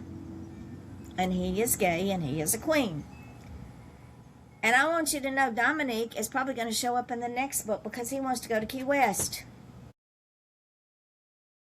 And if you can't afford the gas money, go in a book. It's cheaper. And one of the first reviews I got on the Pink Canary, which is now up on our websites, is it was from someone in the drag queen community, in the LGBTQ community, and they said they had just started reading the book, and it was the first book they had ever read where the author got it. He said, it is an amazing book. I am enjoying it. Because Vicki Lane introduced me fully into that community and what it takes to be a drag queen, what it takes for them to get ready, their mannerisms, their culture. They don't cuss. They say, oh, Mary. They call each other bitch. But they don't cuss. It's oh, Mary. And they can be, they can be very dramatic. But this is what I mean when I say, when I am working with these authors and I am reading their books, I see things they don't see. Like Mary's book, If I Could Be a Giant. When she sent me, what was the one you sent me? Too Many Rules. Too Many Rules. It is very much anti-child trafficking. But it's never mentioned because of the way we put it together. It explains to a child in words they understand without dumbing it down, not because I said so, but this is why. Why there are rules. And it has the graphics that are real to life that a child can associate with. It's not a drawn illustration. Yeah, I'm probably going to get kickback from illustrators going, but I'm an illustrator. Honey, we know you're an illustrator. So pick up your game. Anybody who has tried to work with an illustrator has gotten so frustrated because, I mean, my son Aaron is a talented illustrator. And he tried to illustrate If I Could Be a Mermaid. And he got frustrated because what was in his head could not come out of his ink pen. And I tried to illustrate my own books, and I'm a decent painter, and I was doing okay, but it was taking me forever. But I've worked with very talented, creative people who got it. Oh, and Linda Humphrey said the same thing. She was so excited because this one gal in Tennessee got the image, got the vision, and she was doing well. And for my situation, the woman just said, I've decided I don't want to be associated with children's books. So I'm backing away. Linda's situation was the woman said, this is taking more time than I expected, so I'm going to have to charge you more. So Linda paid her more and got less. And that's why I embrace the AI. And this is something that I wanted to mention, and I don't know if I mentioned it yesterday on the phone call or not, but that one writer who said, well, since I can't go with my illustrator, I guess I'll go with you if you can make the images more kid-friendly. Okay. You work with an artist who does a certain style of art. Am I going to go to Michelangelo's the only person I can think of, but he's dead. But am I going to go to artist number one and say, oh, I really love your work. Would you illustrate my book? But could you bring it down a little bit? Make the images a little more kid-friendly? No. His work is his work, or her work is her work. You don't ask an artist to change their art. You just don't do that. So why do they think they can ask you to change your style? Got a message from Bonnie. I would never have gotten my books out without the illustrations Yvonne put together. I'm not that talented. Well, Bonnie, I am. I am exactly that talented. I'm just not that fast. Well, let's talk about Bonnie's book. All right, Bonnie sent me a book called The Adventures of Bonnie the Brave, and we did it as a graphic novel. Now, our definition of a graphic novel is not a comic book novel. It is the old-style graphic novels that they produced in the late 1800s, early 1900s, where there are pictures within the chapters. So what I did is I took Bonnie's book, chapter by chapter, sometimes paragraph by paragraph, and went and found graphics to match that paragraph or that chapter.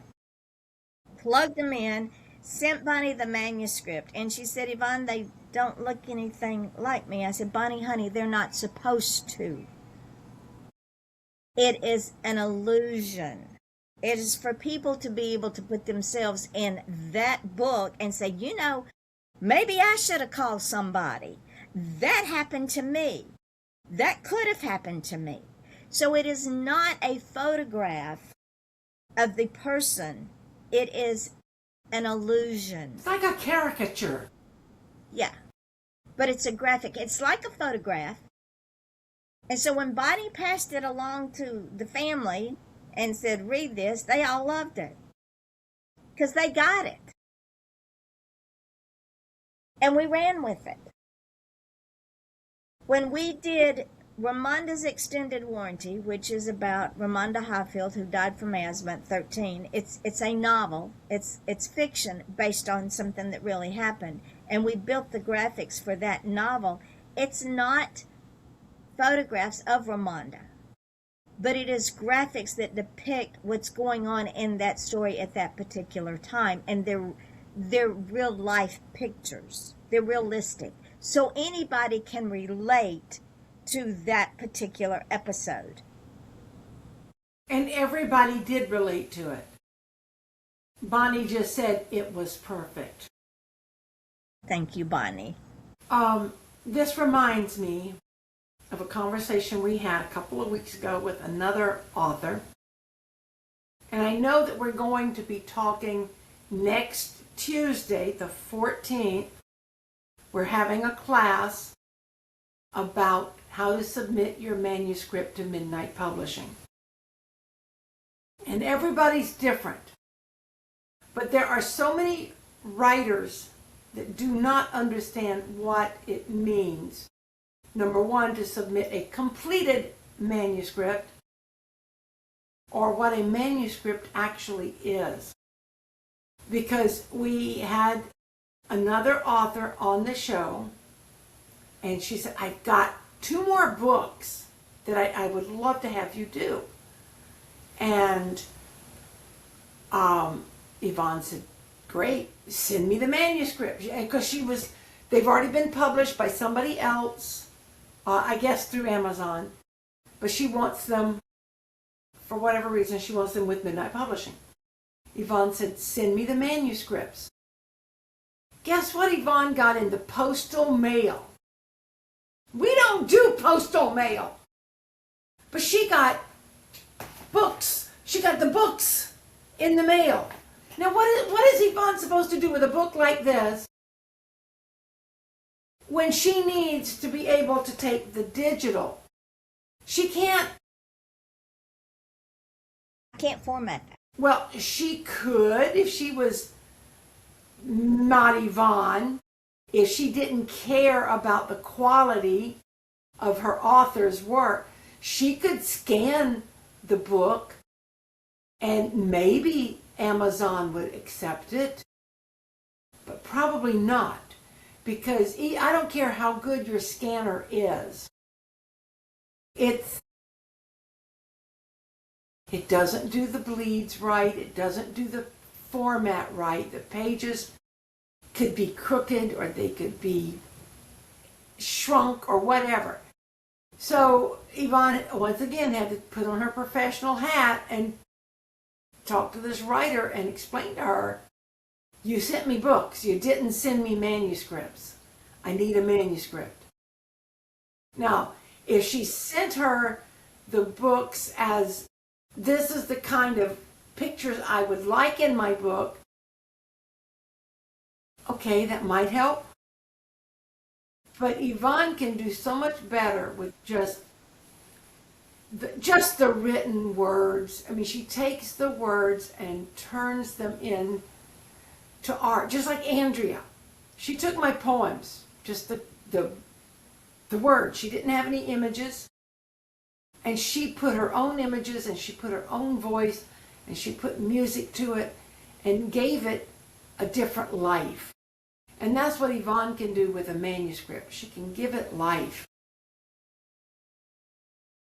I get frustrated, and I'm not the one that's being stymied here. I haven't even responded about the books yet. Well, one of the books I can't do anything with because it was written by someone else.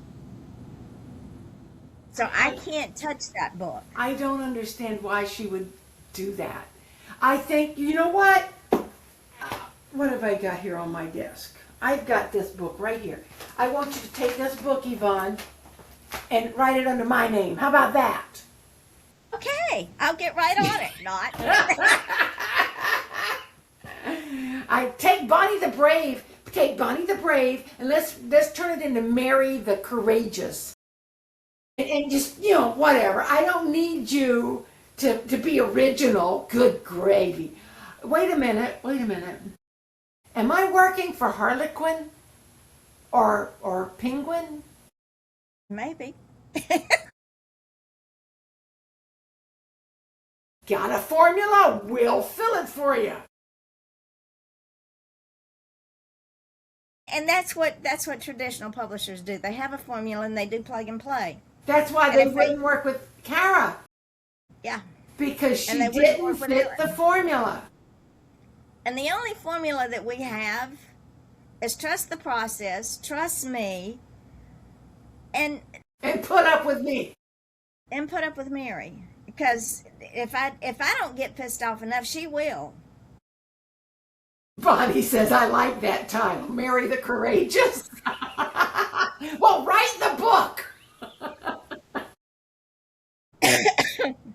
So we've been on here now for a minute. 2.5 hours. Because you're not bowling, are you? No. In fact, I was supposed to be there at 12 o'clock to pick up my winnings, but I told them, I said, I'm in the middle of a podcast. Y'all going to have to bring it to me. So if they do, they do. If they don't, they don't. I ain't worried about it. I'm not. Because this is more important to me, ladies and gentlemen. It is so important. I just got an author I've known for a long time. Her name is Nancy Quinn, and she lives literally on top of a mountain in Montana. Ooh. She has a horse named Winston, and I'm in love. I'm so in love. On top of a mountain? Yes. Like See, that? that's the background. Well, her publishing house went out of business, so she's been publishing her books herself. Well, she's been paying this guy to do her ebooks. And she said, I just thought I'd pass it along to your author. I said, Nancy, honey, I do everything. We don't source out anything. It's all done right here at my computer in my little office space. And I said, so if you need our services, we're glad. So this is what she just sent me. She said, and I quote, "That is fabulous. Tell me more about the audio and copyright. Do you take a royalty? I will keep this in mind for the future." I said, I take no money. You get all your royalties and your copyrights. That was another thing Aaron was worried about, was his copyright. And I keep going back to when you finally, I don't know. We had him on our show, and he was like, I'm not doing Audible with AI voice. And Yvonne said, you won't or you can't? He goes, I can't. I can't do it. The very next morning, the man woke up with an epiphany of sorts. I don't know. And it was so funny because he texted me. It happened to be a Saturday morning. And he goes, I'm thinking about sending this email to Yvonne. I said, okay, looks good. And in the email, he's saying, I've decided to go ahead and let you do the Audible. I'm going to get out of my own way and go for it. And he was talking to me on the phone. And all of a sudden I said, I got a text message from Yvonne. Did you send her that email? He goes, no, I'm holding that email because I wanted to talk to you about it. I said, son, you sent her that email because Yvonne just said, we need to talk.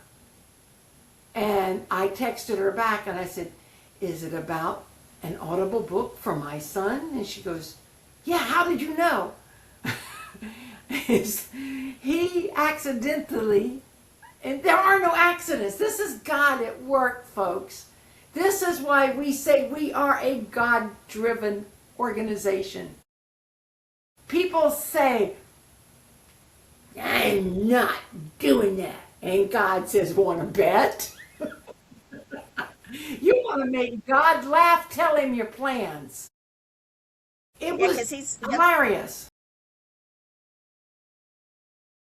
And then he said, yeah, I guess I am now. But he also said, will you spend time with me and let's go? I said, yes. So we spent time going over all of the voices that Amazon offers using their AI for Audible. And I had already circled one that I really liked. He said, let's go back to, and I think it was 18. I said, okay. He said, I think that's the one. I said, honey, I already got it circled. I love it. And let me tell you, he has sold Audible books like crazy. And he could not believe that she was willing to take the time. He told me, he said, I figured she would pick out like 4 or 5 books and say, these are your choices, and that would be it. He said, I had no idea there were so many choices, or that she would go through every one of them with me. Now, did it read his book in their voice? It was what the Audible book does. It's a man's voice, but because I've used him so much, they're learning how to do inflections. And the voice that we chose was like a sophisticated Midwestern, gruff, gravelly. Definitely. And so after I put it up, before I published it, I played it for him. And he went, wow. I said, you hear the inflections? He said, I do. So I it's heard not the just inflections in my sweet little Kenny's southern voice. That was so funny. The Lizard Patrol. Yeah, that was hilarious. So it doesn't matter if it's Audible, if it's graphics, if it's book covers. I don't willy-nilly throw books together. That's not what I do. Because I take the same care with my own books. And it's very important that these books are right. And it's very important that the authors be heard. And I spend hours. If I'm not publishing one of them, I'm doing videos for them. I'm You're putting either stuff out publishing there. or promoting. One or the other. So with that being said, we've been on here since 10:30. We've been on here for 3 hours. No. 2 hours. 2.5. 2 hours. 2.5 hours. 10:30, 11:30, 12:30. Wait. I can't do math in my head. 30. We've been on here. Yeah, 2.5 hours. 2.5 hours we've been on here. But we had a lot to unpack. But do check out Roy. It's 2 o'clock. Now it's 1 o'clock. What is? It's Oh, 12. it says 2 hours and 4 minutes. That's what I'm looking at. It's 2 hours and 4 minutes we've been on here. Check out Roy Owenby's book, The Amnesia Puzzle. We'll have And then to on invite Roy to come back We will. and send him how to point your mouse at the link. I And hope we also, I hope he's okay. I hope he hasn't had any untoward. no, I was talking to him. He said he's tried every which way, but he couldn't get on. That's what I was doing when I was minimizing the screen, was emailing him back. Well, and then we'll forth. have to get him to talk to Dar and Bonnie. They know how to get on the chat, if nothing else. Right. So, and then check out The Wilderness of Ren that goes live on the 13th. I'll bet you a nickel that Roy is using Firefox. And it won't do Firefox. It won't has do to- Firefox.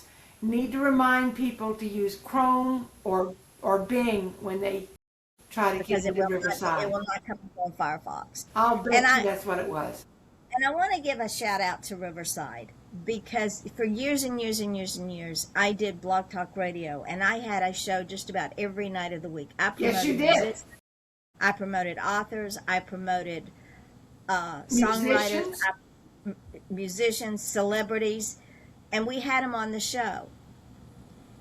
And Blog Talk Radio shut down, and I looked and looked and looked a long time for a comparable place to do a podcast, because I feel like podcasts are important.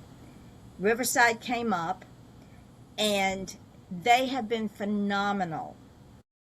That's where we have our podcast website now. They're absolutely phenomenal. They are better than Blog Talk ever thought about being, because I get to pull magic clips out where I can just get snippets of the show. I like and put that. them and drive people to the full podcast. And It automatically goes up on Deezer and YouTube and iHeartRadio, Spotify, Amazon Music, Apple Music. So it goes up on those 6 podcasts and podcast addicts. It goes up on places I've never even heard of.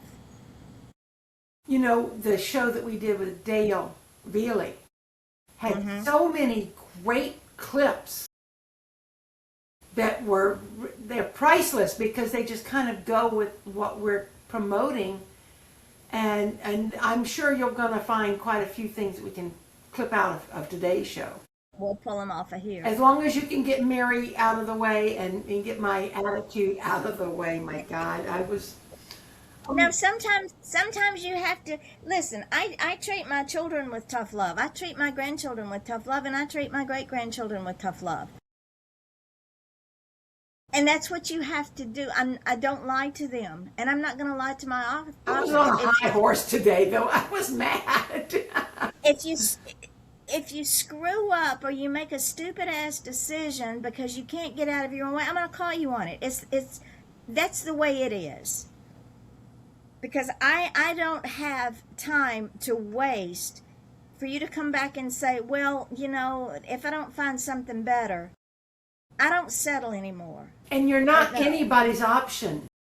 No, I'm not an option. You're either in or you're out. I'm not an afterthought. You're either in or you're out. I respect you more when you say, well, I've decided to go another direction. I got no problem with that. But after you sent me everything and then you come back and say, oh, well. You know, it's No. one thing to send you everything, but to wait a month after you've done it all, that shows that person does not value your time. And to use excuse, I've been busy. Excuse me. Yeah, well, and who isn't busy? Take time to answer your emails. So with that, we're going to close. Check out Roy Owenby's book, The Amnesia Puzzle, and see what Dave Hopkins is up to. When The Wilderness of Ren goes live on the 13th, check it out. They are all up in all 4 formats. He told me, he said, Yvonne, I just bought my first hardback cover of my book. I've never had a hardback cover of my book. Nice. Bonnie just said that person was shopping you. Well, guess what? They shopped out. The shop is closed. Yep. I already told Yvonne, and I've said it on the show, I'll say it again. She could stop working with new authors right now if she wanted to. And then she could devote all of her promotion time to me and you. But she could finish her own books. But Yvonne's not as self-centered as Mary is. She's way more generous. But we are open for business. Yeah. And we do like new authors. We but want new authors because that gives us more, it adds more variety to the stew. It gives us a better flavor. Now, I'm hungry, we're not that's gonna why I'm have- talking about stew. But, the more the merrier. And we're going to be going to a writers' conference in May 3rd in Melbourne, where we're going to be talking about trusting the process and how it can make you a more successful author.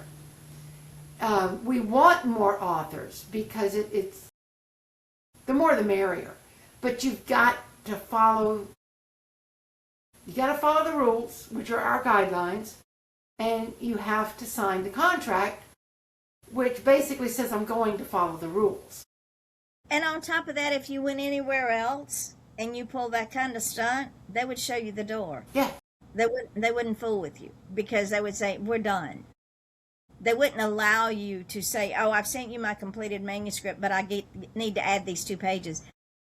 No, once that manuscript goes back, it needs to be signed off on. It should never come to me if it doesn't have everything in it that you wanted, unless it's an honest mistake. Just like Ellie sent me an email, and she was in a panic, bless her heart. She said, the author page is not finished. I made a mistake. I said, don't worry about it. I didn't even started on it. I think I did that once with, I want to, because I knew I was short a page. Right. Rather than leaving a blank page, can we put my list of books there? And that's fine. It's people make mistakes. We get excited. Oh, we get really excited, especially if you are me. I try really hard to tamp it down, but I want to make sure that everything is right, and then I get excited. I think I'm done. So send it, and then I realize, oh, I forgot. But Yvonne is understanding of that. But I think the biggest insult was not that they forgot or had omitted the forward or that they wanted to add their resources. I think to me, the biggest mistake was when they said, well, my designer can't fit me in right now, so we'll go with your images. Oh, I'm already second choice.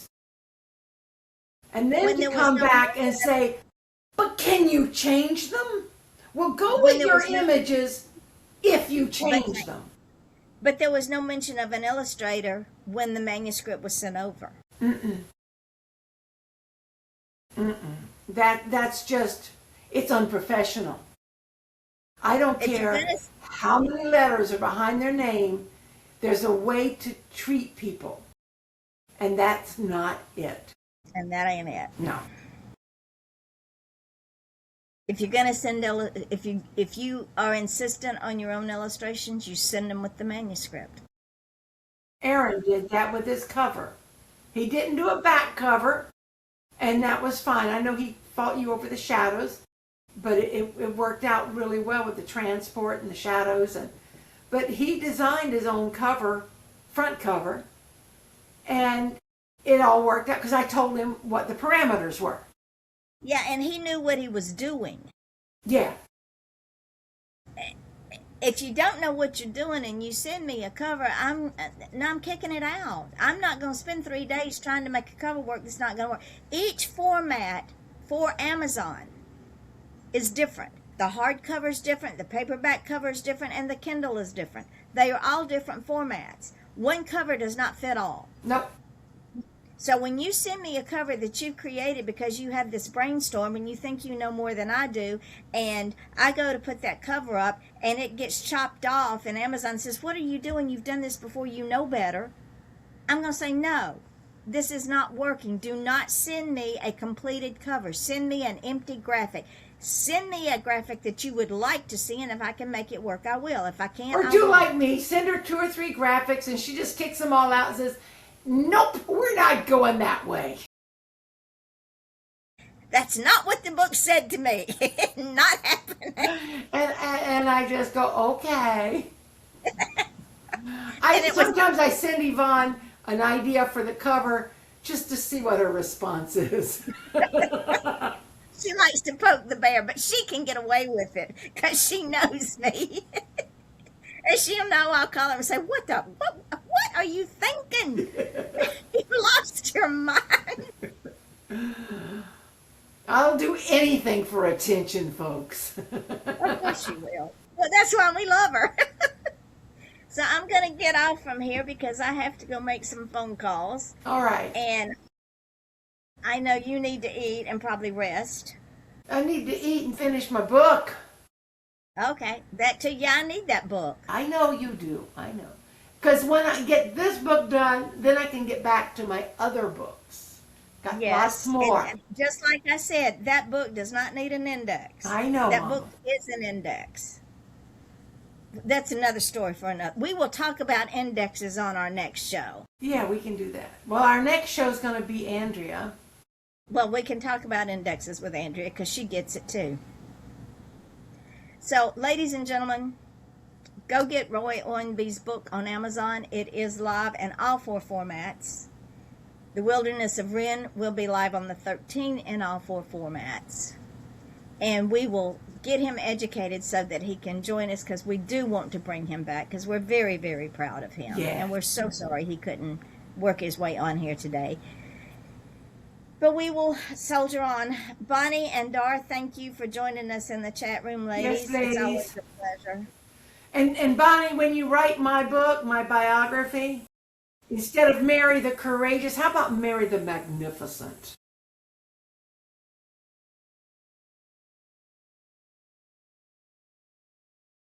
And we have fun. This is why our show is not scripted. So thank you, Riverside, for Amen. being here and for having the ability that I don't have to go to Spotify to put it up, that it goes up from here I love and that. it goes everywhere. It's wonderful. We like automation. Yes, we do. We do. I love technology. Yeah. It's a wonderful thing. So All I right. love you, my darling. Bye, everybody. Love you Bye-bye. all. Love you all. See you later. Bye-bye. Bye.